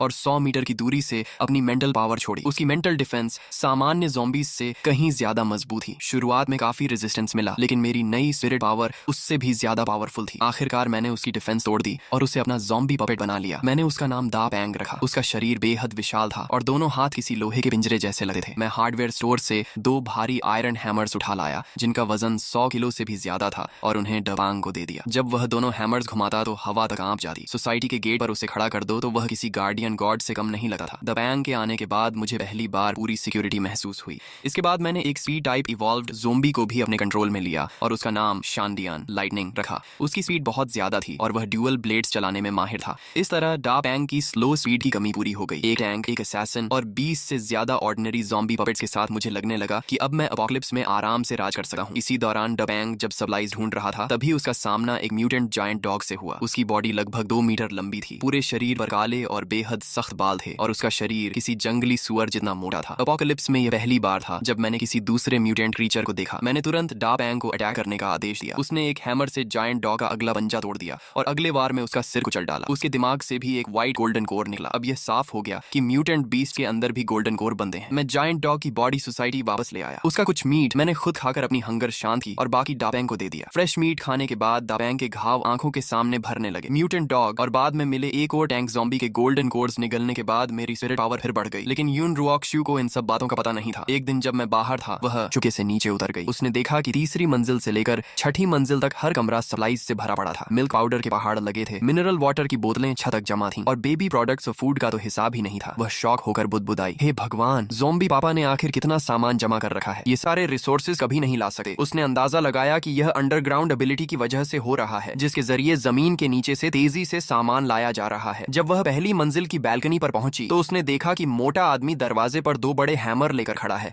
इससे उसका यकीन और भी पक्का हो गया कि पापा इसी अंडरग्राउंड एबिलिटी की मदद से अंदर बाहर आते हैं। असल में वह मोटा आदमी मेरा कंट्रोल किया हुआ ज़ॉम्बी पपेट था। लेकिन युन रुओक्शुए यह नहीं जानती थी। उसने मन ही मन फैसला किया कि जब उसकी ताकत काफी बढ़ जाएगी तो सबसे पहले इसी बड़े मोटे ज़ॉम्बी को खत्म करेगी ताकि पापा के रास्ते की रुकावट हट जाए। उसने प्रॉपर्टी कॉन्ट्रैक्ट भी ढूंढ निकाला और उसे पता चला कि वह ज्यांगहाई सिटी में है। उसने तुरंत अपने पिछले जन्म की यादें खंगालनी शुरू की। ज्यांगहाई सिटी में 2 बहुत मशहूर पावर हाउसेस थे। पहली थी 9 बार रिवाइव होने की ताकत रखने वाली महिला police officer 9 death demon police. दूसरा था लाइटनिंग पावर को कंट्रोल करने वाला mutated white bear thunder roar. अगर 9 डेथ डीमन पुलिस को उसके पूरी तरह ताकतवर बनने से पहले अपने साथ मिला लिया जाए तो भविष्य में वह बहुत बड़ी मदद साबित होगी। कुछ देर बाद एक मिलिट्री हेलीकॉप्टर शहर के ऊपर से गुजरा और पर्चे गिराने लगा। उनमें लिखा था कि ज्यांगहाई सिटी की मिलिट्री ने शहर के बाहर सर्वाइवर्स बेस बना लिया है। मैंने पर्चा पढ़कर यूं ही फेंक दिया। मैं खुद एक ज़ॉम्बी था। इंसानों के बेस से मेरा कोई लेना देना नहीं था। वहीं यून रुओक्शुए ने ठंडी हंसी के साथ पर्चे को मसल कर फेंक दिया। वह पिछले जन्म में सर्वाइवर्स बेस में रह चुकी थी। वहां सिर्फ अंधेरा, अन्याय और गंदी पॉलिटिक्स भरी हुई थी। ऐसे चालाक इंसानों के बीच रहने से कहीं बेहतर था कि वह अपने ज़ॉम्बी डैड के साथ रहे। इसी बीच जब मैं लगातार अपनी ताकत बढ़ा रहा था तभी पास के पुलिस स्टेशन की महिला ऑफिसर सू मुचिंग कुछ साथियों को लेकर सनशाइन कॉलोनी में ट्रक लेने पहुंची। वो ट्रक चलाकर सर्वाइवर्स को शहर से बाहर निकालना चाहती थी। थी, लेकिन कॉलोनी के गेट पर उसकी मुलाकात मोटे ज़ॉम्बी से हो गई। सुमुचिंग ने उसे हटाने के लिए एक पत्थर उठाकर उसकी तरफ फेंका, लेकिन कोई असर नहीं हुआ। फिर उसने अपनी पिस्टल निकालकर गोली चला दी। जैसे ही मैंने उसे मेरे ज़ॉम्बी पपेट पर गन तानते देखा, मेरा गुस्सा फूट पड़ा। चाहे उसका कोई भी मकसद हो, जिसने भी मेरे ज़ॉम्बी पपेट पर गोली चलाई उसकी सिर्फ मौत आई थी। मैंने मोटे ज़ॉम्बी को कंट्रोल करके हैमर से बुलेट रोक दी और अगले ही पल अपना हाथ घुमाकर हैमर सीधे सुमुचिंग की तरफ फेंक दिया। उसने कभी नहीं सोचा था कि ज़ॉम्बी उड़ता हुआ हैमर भी चला सकते हैं। वह बच नहीं पाई और हैमर सीधे उसे लगा, जिससे उसकी मौके पर ही मौत हो गई। कॉलोनी में गुस्से बाकी पुलिस ऑफिसर्स को भी मेरे ज़ॉम्बी पपेट्स ने खत्म कर दिया। मैंने उनके शरीरों से कई पुलिस गन्स और बुलेट्स हासिल कर ली, लेकिन रात होते ही एक अजीब घटना हुई। सुमुचिंग की डेड बॉडी लाल रोशनी में दोबारा जिंदा हो गई। उसका टूटा फूटा शरीर पूरी तरह ठीक हो चुका था और उसकी ताकत पहले से दोगुनी हो गई थी। मैंने मोटे ज़ॉम्बी की आंखों से यह सब देखा और पूरी तरह हैरान रह गया। ये क्या भूत है? ये पुलिस ऑफिसर तो सच में दोबारा जिंदा हो गई। सुमुचिंग खुद भी पूरी तरह कंफ्यूज थी। उसने अपना शरीर चेक किया तो एक भी घाव नहीं था। उसकी स्ट्रेंथ और स्पीड दोनों काफी बढ़ चुकी थी। तभी उसे एहसास हुआ कि शायद वह एक इवॉल्वर बन चुकी है, जिसके पास मरने के बाद रिवाइव होने की एबिलिटी है। अगले दिन सुमुचिंग फिर वापस आई और इस बार उसके साथ पहले से कहीं ज्यादा पूरी तरह आर्म्ड पुलिस ऑफिसर्स थे। मेरा गुस्सा 7वें आसमान पर पहुंच गया। पिछली बार मैंने उसकी जान छोड़ दी थी, लेकिन वह फिर से चुनौती देने चली आई। इस बार मैंने 3 इवॉल्व्ड ज़ॉम्बीज से उस पर हमला करवाया, लेकिन रिवाइव होने के बाद उसकी ताकत इतनी बढ़ चुकी थी कि वह तीनों ज़ॉम्बीज के बीच भी आसानी से लड़ रही थी। मैंने अपने गनर ज़ॉम्बी पपेट को फायर करने का आदेश दिया, लेकिन वह ज्यादातर बुलेट्स भी डॉज कर गई। आखिरकार मुझे मौका मिला और मैंने उसे फिर से बुरी तरह घायल कर दिया। इस बार मैंने उसका शरीर पूरी तरह चूर चूर कर दिया ताकि कोई गलती न रह जाए, लेकिन उसी रात वह फिर से रिवाइव हो गई और उसकी ताकत एक बार फिर दोगुनी हो गई। ये क्या मजाक है? ये औरत तो चीट कोड लेकर आई है। मैं पूरी तरह बेबस हो गया। मरकर वापस जिंदा होना और हर बार और ताकतवर बन जाना, इससे भी बड़ी परेशानी यह थी कि कोई छुपा हुआ इवॉल्वर लगातार उसकी मदद कर रहा था। जब भी मेरा हमला सुमुचिंग पर लगने वाला होता, कोई रहस्यमयी ताकत उसे 1 सेकंड के लिए रोक देती। यहाँ तक कि बुलेट्स भी हवा में मुड़ जाती थी। और वह छुपा हुआ इवॉल्वर असल में युन रुओक्शुए थी। उसने काफी समय तक कॉलोनी का निरीक्षण किया था और उसे शक हो गया था कि यहाँ कोई ज़ॉम्बी किंग छुकर सभी ज़ॉम्बीज को कंट्रोल कर रहा है। इसलिए उसने अपनी सीक्रेट वॉइस टेक्निक से सुमुचिंग से संपर्क किया और खुद को इनविजिबल एक्सपर्ट बताकर उसके साथ मिलकर ज़ॉम्बी किंग को मारने की योजना बनाई। सुमुचिंग को लगा कि उसे अपना साथी मिल गया है और उसने तुरंत साथ काम करने के लिए हामी भर दी। उसी रात सुमुचिंग ने गेट पर मोटे ज़ॉम्बी का ध्यान भटकाया और सफलतापूर्वक कॉलोनी के अंदर घुस गई, लेकिन बिल्डिंग नंबर 5 के सामने मैंने खुद उसका रास्ता रोक लिया। 7वीं मंजिल पर मौजूद शाओ चीकी की रक्षा करने के लिए मैंने अपने सारे ज़ॉम्बी पपेट्स को बिल्डिंग नंबर 5 के आसपास इकट्ठा कर लिया था। हाथ में मचेटी लेकर मैं पूरी तरह गुस्से में हमला करने लगा। मेरा हर वार बेहद निर्दयी था। मेरी रोज वाली नरमी बिल्कुल गायब हो चुकी थी। युन रुओक्शुए पहली बिल्डिंग की दूसरी मंजिल से छुकर सब देख रही थी। वह अपनी टाइम कंट्रोल एबिलिटी से बार बार मेरे जानलेवा हमलों को रोक रही थी, लेकिन सिर्फ इस हद तक कि सुमुचिंग मरे नहीं। वह किसी भी कीमत पर सुमुचिंग को मुझे चोट पहुंचाने भी नहीं दे रही थी। सुमुचिंग पूरी तरह कंफ्यूज हो गई। यह इनविजिबल एक्सपर्ट आखिर किसकी साइड पर है? मैं इस ज़ॉम्बी पर हमला करती हूँ तो भी रोकता है। तब युन रुओक्शुए ने सिर्फ एक बात कही, इस ज़ॉम्बी को तुम हाथ नहीं लगा सकती। लड़ाई और भी भयानक होती गई। सुमुचिंग पूरी ताकत से बिल्डिंग नंबर 5 में घुसने की कोशिश करती रही, लेकिन मैं उसे हर बार रोक देता। मैं लगातार दर्द भरी दहाड़े मार रहा था। अपने सबसे प्यारे लोगों की रक्षा करने का मेरा गुस्सा पूरे कॉलोनी का तापमान गिरा रहा था। तभी युन रुओक्शुए को आखिरकार सच्चाई समझ आ गई। जब सुमुचिंग बिल्डिंग नंबर 5 की तरफ बढ़ी तो कॉलोनी के सारे ज़ॉम्बी पागलों की तरह उसी बिल्डिंग की तरफ दौड़ पड़े। वे किसी ज़ॉम्बी किंग की रक्षा नहीं कर रहे थे, बल्कि 7वीं मंजिल पर मौजूद उसी इंसान की रक्षा कर रहे थे। और उन सभी ज़ॉम्बीज को जान देकर उसकी रक्षा करने का आदेश देने वाला कोई और नहीं बल्कि उसका ज़ॉम्बी डैड था। क्या पापा ही ज़ॉम्बी किंग है? उसी पल सारे सुराग एक दूसरे से जुड़ गए। उसका ज़ॉम्बी डैड ही वह ज़ॉम्बी किंग था जिसे वह इतने समय से मारना चाहती थी। मैं कितनी बेवकूफ थी। युन रुओक्शुए तो लगभग अपने ही पापा के खिलाफ गड्ढा खोद चुकी थी। सच्चाई समझते ही उसने तुरंत सुमुचिंग की मदद करना बंद कर दिया। छुपी हुई सहायता खत्म होते ही सुमुचिंग तुरंत कमजोर पड़ गई। मैंने 3 इवॉल्व्ड ज़ॉम्बीज और अपने असली शरीर से मिलकर उसे चारों तरफ से घेर लिया और उसे पंचिंग बैग की तरह बेरहमी से पीटना शुरू कर दिया। इनविजिबल एक्सपर्ट, तुमने तो सच में मुझे फंसा दिया। बेहोश होने से पहले सुमुचिंग के मन में यही आखिरी ख्याल आया। उसे बेहोश करने के बाद मैंने एक कागज पर लिखकर उसके पास रख दिया, जिंदा रहना, अगर तुम मर गई तो पूरे पुलिस स्टेशन के लोग तुम्हारे साथ मरेंगे। दयालु स्वभाव वाली सुमुचिंग ने आखिरकार समझौता कर लिया। वह अपने कारण किसी और की जान नहीं लेना चाहती थी। इसके बाद के दिन धीरे धीरे शांत होने लगे। मैं हर दिन लाइटनिंग के साथ प्रैक्टिस करके अपनी फाइटिंग स्किल्स बेहतर करता रहा। मैंने खास तौर पर शाओ चीकी के लिए लर्निंग मशीन और फ्लैश कार्ड्स भी ला कर दिए। छोटी बच्ची बहुत तेजी से सीखने लगी। अब वह पढ़ना, लिखना और मैथ्स भी करने लगी थी। मुझे तो लगने लगा कि मेरी बेटी में महान बनने की पूरी क्षमता है। दूसरी तरफ युन रुओक्शुए भी लर्निंग मशीन के साथ बच्चे की तरह बोलना सीखने का नाटक करती रही, लेकिन अंदर ही अंदर बहुत शर्मिंदा थी। पिछले जन्म में वह एक फेमस यूनिवर्सिटी की पोस्ट ग्रेजुएट स्टूडेंट थी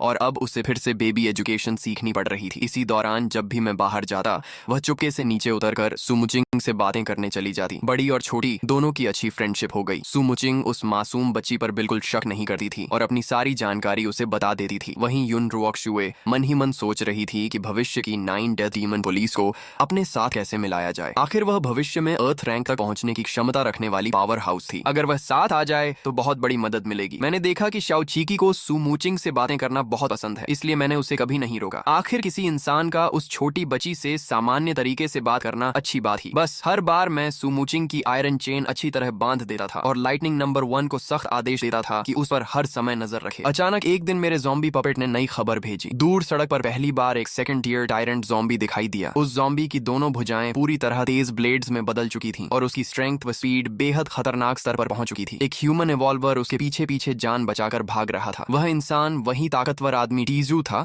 जिसने पहले मेरे ज़ॉम्बी पपेट से लड़ाई की थी। टायरेंट ज़ॉम्बी के शरीर पर बने घाव अपने आप भर रहे थे। टीजू ने उस पर कई बार तलवार से वार किया, लेकिन कोई असर नहीं हुआ। आखिरकार वह एक तंग गली में घुसकर बड़ी मुश्किल से अपनी जान बचा पाया। मेरे मन में तुरंत एक आइडिया आया। ये टायरेंट ज़ॉम्बी बहुत ताकतवर था, सामने से लड़ना बेकार था, लेकिन मेरे पास इससे बेहतर तरीका था। मैंने लाइटनिंग को कंट्रोल करके उस टायरेंट ज़ॉम्बी को पुलिस स्टेशन के पास पहुंचा दिया। उसी समय सुमुचिंग बाहर से रिसोर्सेज इकट्ठा करके लौट रही थी। जैसे ही उसने टायरेंट ज़ॉम्बी को देखा, बिना कुछ सोचे उसका ध्यान अपनी तरफ खींच लिया ताकि पुलिस स्टेशन के लोगों की रक्षा कर सके। जब दो ताकतवर दुश्मन लड़ते हैं तो फायदा तीसरे का होता है। सुमुचिंग और टायरेंट ज़ॉम्बी के बीच भयंकर लड़ाई हुई, लेकिन जल्द ही उसे समझ आ गया कि वह उसे हरा नहीं सकती। इसलिए वह उसे पास के पेट्रोल पंप तक ले गई और एक गोली से फ्यूल टैंक उड़ा दिया। अगले ही पल पूरा पेट्रोल पंप आग की लपटों में घिर गया। टायरेंट ज़ॉम्बी आग के समंदर से बाहर निकल आया। उसका पूरा शरीर जलकर काला पड़ चुका था, लेकिन वह अभी भी जिंदा था, हालांकि वह बुरी तरह घायल हो चुका था। मैंने तुरंत अरबैंग और लाइटनिंग को हमला करने का आदेश दिया। गंभीर रूप से घायल टायरेंट ज़ॉम्बी अरबैंग की 1 टन से भी भारी लोहे की रॉड के लगातार वार बिल्कुल नहीं झेल पाया। कुछ ही देर में वह खड़ा होने की हालत में भी नहीं रहा। लाइटनिंग ने मौका देकर अपनी स्टील ब्लेड से उसके शरीर को लगातार काटना शुरू कर दिया और आखिरकार टायरेंट ज़ॉम्बी मारा गया। जब मैंने उसके शरीर से सेकंड टियर गोल्डन कोर निकाला तो मेरी खुशी का ठिकाना नहीं रहा, लेकिन इस बार मैंने जल्दबाजी नहीं की। पहले शाओचीकी के लिए खाना बनाया, सारी सुरक्षा का इंतजाम किया और उसके बाद बिल्डिंग नंबर 4 में जाकर गोल्डन कोर को निगल लिया। उस गोल्डन कोर की जबरदस्त एनर्जी ने मुझे सीधे 3rd टियर तक पहुंचा दिया। मेरी फिजिकल स्ट्रेंथ में क्वालिटेटिव चेंज आ गया और मेरी मेंटल पावर कई गुना बढ़ गई। मेरा कंट्रोल रेंज 10 किलोमीटर से बढ़कर कई दर्जन किलोमीटर तक पहुंच गया। अब मैं आसानी से 100 से भी ज्यादा सामान्य ज़ॉम्बी पपेट्स को कंट्रोल कर सकता था और सेकंड टियर इवॉल्व्ड ज़ॉम्बीज भी मेरे लिए बिल्कुल आसान हो गए थे। अब तो स्पीड के मामले में मैं अजाइल ज़ॉम्बी लाइटनिंग को भी पीछे छोड़ सकता था और सामने से टैंक टाइप ज़ॉम्बी डबांग को भी धक्का देकर पीछे हटा सकता था। अब जाकर मैं सच में अपोकलिप्स का सर्वाइवर लगने लगा था। 3rd टियर में पहुंचने के कुछ समय बाद मैंने एक और सेकंड टियर टैंक ज़ॉम्बी को अपने साथ मिला लिया, जिसका आकार एक छोटी कार जितना बड़ा था। मैंने उसका नाम एयरबैंग रखा और उसे 1 टन से भी भारी मेटल रॉड दे दी। एयरबैंग का एक बार किसी कार को कबाड़ बना सकता था और अगर वह रॉड फेंक देता तो कंक्रीट वॉल भी आर पार हो जाती। एयरबैंग के कॉलोनी गेट पर पहरा देने के बाद अब इवॉल्व्ड ज़ॉम्बीज भी कॉलोनी के पास आने की हिम्मत नहीं करते थे। इसी दौरान युन रुओक्शुए भी छुकर 3rd टियर तक पहुंच गई। 3rd टियर में पहुंचने के बाद उसकी टेलीकिनेसिस बहुत बढ़ गई। अब वह आयरन नेल्स को बेहद तेज स्पीड से उड़ाकर हमला कर सकती थी और अपनी टाइम कंट्रोल एबिलिटी के साथ मिलाकर बिना आवाज किए किसी की भी जान ले सकती थी। पूरे अपोकलिप्स में अब वह इंसानों के सबसे ताकतवर लोगों में शामिल हो चुकी थी। एक दिन पता नहीं कब मेरे पैरों के पास ब्लड सैंड ब्लेड टेक्निक नाम की एक किताब पड़ी मिली। मुझे लगा कि किसी रहस्यमयी एक्सपर्ट ने यह सीक्रेट मैनुअल मेरे लिए छोड़ी है, इसलिए मैंने इसे सीखना शुरू कर दिया। लेकिन मुझे क्या पता था कि यह किताब असल में युन रुओक्शुए ने अपनी नोटबुक में लिखकर चुपके से मेरे लिए फेंकी थी। ये ब्लेड टेक्निक अपने खून को आधार बनाकर किलिंग ऑरा तैयार करती थी। पूरी तरह मास्टर होने के बाद ताकत लगाने की भी जरूरत नहीं रहती थी, क्योंकि केवल ब्लड सैंड ऑरा ही दुनिया की सबसे खतरनाक ब्लेड बन जाती थी। इस टेक्निक की प्रैक्टिस करने के बाद मेरी प्रोग्रेस बहुत तेज हुई और मेरी कॉम्बैट पावर में जबरदस्त बढ़ोतरी हो गई, लेकिन यह शांति ज्यादा समय तक नहीं रही। सर्वाइवर्स बेस से 5 इवॉल्वर्स की एक टीम जांघाई सिटी में रिसोर्सेज इकट्ठा करने पहुंची। उन्होंने देखा कि सनशाइन कॉलोनी के आसपास का सारा सामान पहले ही गायब हो चुका है। उन्होंने सामान ले जाने वाले ज़ॉम्बी पपेट का पीछा किया और आखिरकार कॉलोनी तक पहुंच गए। रात के समय वे दीवार फांदकर अंदर घुस गए, लेकिन उन्हें यह नहीं पता था कि जैसे ही उनके पैर जमीन पर पड़े उसी पल मैंने उन्हें देख लिया था। मेरी ज़ॉम्बी पपेट आर्मी ने तुरंत उन्हें चारों तरफ से घेर लिया। इवॉल्व्ड ज़ॉम्बी लाइटनिंग नंबर 2 ने एक इवॉल्वर को पल भर में मार गिराया। वहीं डपांग के 2 बड़े हैमर्स ने 2 मेले इवॉल्वर्स को जोरदार वार से पीछे धकेल दिया। इस भयंकर लड़ाई के बीच मैं खुद भी मैदान में उतर गया। ब्लड सैंड ब्लेड टेक्निक सीखने के बाद मेरा एक ही हॉरिजॉन्टल स्लैश आखिरी भागते हुए इवॉल्वर को कमर से 2 हिस्सों में काटने के लिए काफी था। उनके शरीरों से मुझे सर्वाइवर्स बेस के आइडेंटिटी कार्ड्स मिले। तभी मुझे एहसास हुआ कि इंसानों की ताकत मेरी उम्मीद से कहीं तेजी से बढ़ रही है। सनशाइन कॉलोनी का आज देर सवेर सबके सामने आ ही जाएगा। इसलिए मैंने कॉलोनी छोड़ने का फैसला किया। मेरा अगला टारगेट शहर के बाहर स्थित चिंगशुई फार्म था। वहाँ खुली जमीन थी, खेती की जा सकती थी, इंसानों की ताकत से दूर था और आसपास ज़ॉम्बीज की भी कमी नहीं थी, जिससे मैं अपनी आर्मी लगातार बढ़ा सकता था। सबसे जरूरी बात यह थी कि वहाँ शाओ चीकी को बड़ा होने के लिए कहीं बेहतर माहौल मिलेगा। वह हमेशा कंक्रीट बिल्डिंग्स के बीच बंद नहीं रह सकती थी। उसे धूप चाहिए थी, ताजी हवा चाहिए थी और ताजी सब्जियां भी। सब्जियों की बात आते ही मुझे अपनी बेटी की चिंता होने लगी। इतने दिनों से उसका खाना बहुत लिमिटेड था। हर दिन milk powder, egg fried rice और राइस पेस्ट ही मिल रहा था, एक पता हरी सब्जी तक नहीं। फार्म पहुंचने के बाद मैं अपने ज़ॉम्बी पपेट्स से खेत जोतूंगा, खेती करूंगा और शाओ चीकी को ताजे फल और सब्जियां खिलाऊंगा। उसे न तो मार सकता था और न ही यूं ही छोड़ सकता था, लेकिन जब यहाँ से जाना ही था तो बेहतर यही था कि उसे आजाद कर दूं और फिर कभी उससे मुलाकात न हो। मैंने अपना फैसला शाओ चीकी को बताया। उसने हल्के से सिर हिलाया और पूछा, दीदी क्या वह हमारे साथ चलेगी? मुझे अच्छी तरह पता था कि सुमुचिंग के स्वभाव के हिसाब से वह पुलिस स्टेशन के सर्वाइवर्स को कभी नहीं छोड़ सकती, इसलिए वह हमारे साथ आने वाली नहीं थी। मेरी नजर बचाकर युन रुओक शुए ने चुके से सुमुचिंग के हाथ में एक पर्ची रखी जिस पर लिखा था चिंगशुई फार्म। जाने से पहले सुमुचिंग ने युन रुओक शुए से पूछा, क्या तुम्हें हमारा वादा याद है? युन रुओक शुए मुस्कुराकर बोली, अगर कभी तुम्हें लगे कि यह दुनिया उतनी अच्छी नहीं है जितनी तुम सोचती हो और जब तुम्हारा दूसरों की रक्षा करने का मन न रहे तब मुझे याद करना, फिर मेरी रक्षा करना। सुमुचिंग लंगड़ाते हुए पुलिस स्टेशन लौटी, लेकिन वहां उसने ऐसा नजारा देखा जिसने उसे पूरी तरह तोड़ दिया। जिन सर्वाइवर्स की रक्षा के लिए उसने अपनी जान तक दांव पर लगा दी थी, वही लोग इंसान खाने वाले दरिंदे बन चुके थे। उन्होंने उन सभी पुलिस ऑफिसर्स को मार डाला जो उनका साथ देने को तैयार नहीं थे, यहाँ तक कि उन्होंने सू मुचिंग को भी मार दिया। सू मुचिंग तीसरी बार रिवाइव हुई और इस बार उसकी ताकत फिर से कई गुना बढ़ गई। उसने अपने हाथों से उन सभी गद्दारों को एक एक करके खत्म कर दिया। आखिरी बचा एक नौजवान उसके सामने घुटनों के बल बैठ गया और बोला, ऑफिसर सू, आप अच्छी इंसान हैं, मैं सिर्फ जिंदा रहना चाहता था, मैंने जानबूझकर कुछ नहीं किया। सू मुचिंग मुड़कर जाने लगी, तभी उसके पीछे पिस्टल लोड होने की आवाज आई। वह बिजली की तरह पलटी और एक पंच में उसकी पसलियां तोड़ दी। क्यों क्यों मुझे धोखा दिया? चारों तरफ बिखरी लाशों को देखकर उसका दिल पूरी तरह टूट चुका था। तभी उसे युन रुओक शुए की बात याद आई, अगर वे लोग तुम्हारी रक्षा के लायक ही ना हो तो? उसने मन ही मन सोचा, हाँ, क्या ऐसे घटिया लोग सच में मेरी रक्षा के लायक? उसने अपनी मुट्ठी में पकड़ी चिंगशुई फार्म वाली पर्ची को देखा, फिर आखिरी बार उस पुलिस स्टेशन को देखा जिसे वह पूरी जिंदगी समर्पित करना चाहती थी और बिना पीछे मुड़े रात के अंधेरे में गायब हो गई। शाओ चीकी, मैं आ रही हूँ। रवाना होने वाले दिन सनशाइन कॉलोनी से 5 भारी ट्रक्स एक के बाद एक निकल पड़े। हर ट्रक की ड्राइवर सीट पर ज़ॉम्बीज बैठे थे और उनके पीछे पूरी तरह आर्म्ड सैकड़ों ज़ॉम्बी पपेट्स की आर्मी चल रही थी। ज़ॉम्बीज को ट्रक चलाते देखकर रास्ते भर के सर्वाइवर्स की आंखें फटी रह गईं। एक इवॉल्वर जो दुकान के अंदर रिसोर्सेज ढूंढ रहा था,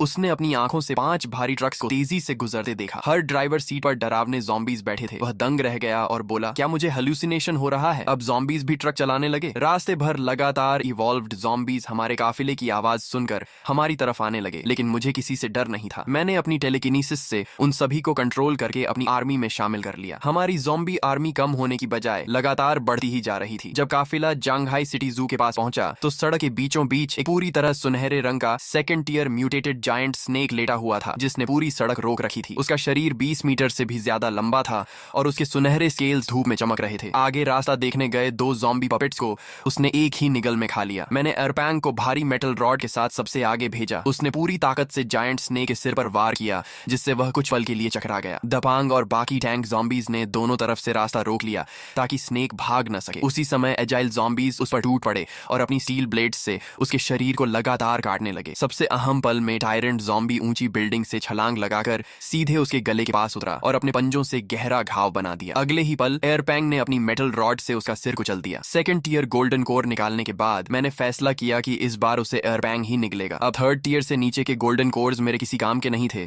लेकिन उनसे मेरे ज़ॉम्बी पपेट्स और ताकतवर बन सकते थे। क्वांटिटी नहीं, क्वालिटी जरूरी थी। मैं पूरी तरह हाई टियर इवॉल्व्ड ज़ॉम्बीज से बनी एक एलीट आर्मी तैयार करना चाहता था। युन रुओक शुए उस विशाल स्नेक की डेड बॉडी को देखकर इतनी खुश हुई कि उसकी आंखें चमकने लगीं। उसने मासूमियत से कहा, पापा मुझे स्नेक मीट खाना है। बेचारी शाओ चीकी इतने दिनों से सिर्फ milk powder, egg fried rice और राइस पेस्ट खा खाकर परेशान हो चुकी थी। इतनी बड़ी स्नेक देकर उसका मन ललचा गया, लेकिन मुझे यकीन नहीं था कि म्यूटेटेड बीस्ट का मीट इंसानों के लिए सुरक्षित है या नहीं। इसीलिए मैंने सोचा कि पहले किसी ह्यूमन सर्वाइवर पर टेस्ट करके देखूंगा, फिर ही शाओ चीकी को खिलाऊंगा। मैंने मुस्कुराकर कहा, जब पापा कंफर्म कर लेंगे कि यह सेफ है तब तुम्हारे लिए जरूर बनाऊंगा। युन रुओक शुए थोड़ी निराश हुई, लेकिन वह मेरे फैसले को समझ गई। उसे अच्छी तरह पता था कि म्यूटेटेड बीस्ट का मीट न सिर्फ खाया जा सकता है बल्कि शरीर के लिए बहुत फायदेमंद भी होता है, लेकिन वह यह बात मुझे बता नहीं सकती थी। काफिला आगे बढ़ता रहा। दोनों तरफ की ऊंची बिल्डिंग्स धीरे धीरे गायब होने लगीं और उनकी जगह खुला मैदान दिखाई देने लगा। मैंने मैप देखा, सिर्फ 10-15 मिनट बाद हम चिंगशुई फार्म पहुंचने वाले थे। शाम का डूबता सूरज पूरे आसमान को लाल रंग में रंग चुका था। मैं खिड़की के बाहर पीछे छूटते नजर नजारों को देख रहा था। फिर मेरी नजर बगल में बैठी शाओचिकी पर गई, जो खामोशी से बाहर की दुनिया देख रही थी। उसकी आंखों में डूबते सूरज की लाल रोशनी झलक रही थी। रीबर्थ के बाद यह पहली बार था जब वह सनशाइन कॉलोनी से बाहर निकलकर दूसरी तरफ देखा और मीठी मुस्कान के साथ बोली, पापा, बाहर की दुनिया कितनी बड़ी है। मैंने मुस्कुराकर कहा, हाँ, दुनिया बहुत बड़ी है और बहुत खतरनाक भी, लेकिन जब तक मेरी शाओचिकी मेरे साथ है तब तक हर चीज की कोई न कोई अहमियत है। दूर होराइजन पर डूबते सूरज की रोशनी में एक विशाल फार्म की परछाई दिखाई देने लगी। वही हमारा नया घर था, चिंगशुई फार्म। लेकिन हमसे कई दर्जन किलोमीटर पीछे जांघाई सिटी के खंडहरों में एक बेहद डरावनी ऑरा वाला इंसान हमारे ट्रक के टायर मार्क्स का पीछा करते हुए तेजी से हमारी तरफ बढ़ रहा था। अब सुमुचिंग की आंखों से वह पुरानी नरमी और दयालुता पूरी तरह गायब हो चुकी थी। उनकी जगह सिर्फ ठंडापन और अटूट संकल्प बचा था। लेकिन जब भी उसे वह छोटी बच्ची याद आती जो मिल्क बॉटल पकड़कर उसकी तरफ मुस्कुराती थी, उसके होंठों पर अनजाने में हल्की सी मुस्कान आ जाती। चिंगशुई फार्म पहुंचने के बाद हमने मैप के बताए रास्ते की बजाय जंगल के अंदर वाली पगडंडी पकड़ ली। कुछ दूर चलने के बाद आखिरकार फार्म का मेन गेट दिखाई दिया। बड़े स्टील गेट के दोनों तरफ लकड़ी के खंभों और आयरन वायर फेंस से बनी ऊंची बाउंड्री थी। फेंस पर हाई वोल्टेज वार्निंग के बोर्ड लगे हुए थे और कई जगह किसी के जबरदस्ती तोड़कर अंदर घुसने के निशान भी दिखाई दे रहे थे। ट्रक में बैठे बैठे मैंने पूरे फार्म का निरीक्षण किया और मन ही मन काफी संतुष्ट हुआ। चिंगशुई फार्म चारों तरफ से शांत था। यहाँ किसी की आसानी से नजर नहीं पड़ती थी। इसका एरिया सनशाइन कॉलोनी से कहीं ज्यादा बड़ा था, जिसमें मैं, शाओचिकी और मेरी विशाल ज़ॉम्बी आर्मी आराम से रह सकते थे। सबसे बड़ी बात यह थी कि यहाँ का माहौल बिल्कुल खुला था, इतना दबाव वाला नहीं था। इसलिए शाओचिकी के बड़े होने के लिए यह जगह सबसे बेहतर थी। शाओचिकी ने अंगड़ाई लेते हुए पूछा, पापा, क्या हम पहुंच गए? मैंने सिर हिलाया और पहले कुछ ज़ॉम्बी पपेट्स को टूटी हुई बाउंड्री से अंदर भेजकर पूरे फार्म की जांच करने का आदेश दिया। जैसे ही वे अंदर गए, मेरी भौहें सिकुड़ गईं। पूरे फार्म में सूखे हुए काले भूरे खून के धब्बे फैले हुए थे। मैंने सबसे पहले वेजिटेबल गार्डन ढूंढा, लेकिन वहाँ की सारी खेती पूरी तरह बर्बाद हो चुकी थी और जमीन पर विशाल पैरों के निशान बने हुए थे। साफ था कि फार्म के अंदर म्यूटेटेड एनिमल्स मौजूद थे। तभी फार्म के अंदर से लड़ाई और जानवरों की दहाड़ने की आवाजें सुनाई दी। मैंने ज़ॉम्बी पपेट्स को आवाज की दिशा में भेजा। पोल्ट्री एरिया में पहुंचकर हमने एक म्यूटेटेड जायंट बुल देखा। सबसे हैरानी की बात यह थी कि उस बुल के मुंह में शेर और बाघ से भी बड़े नुकीले दांत उगाए थे और वह किसी अनजान जानवर की डेड बॉडी खा रहा था। एपोक्लिप्स के बाद तो गाय भैंस भी मीट खाने लगी थी। जायंट बुल ने ज़ॉम्बी पपेट्स को देखते ही बिना रुके उन पर हमला कर दिया। वह पहले ही सेकंड टियर तक पहुंच चुका था, इसलिए सामान्य ज़ॉम्बी पपेट्स उसके सामने टिक ही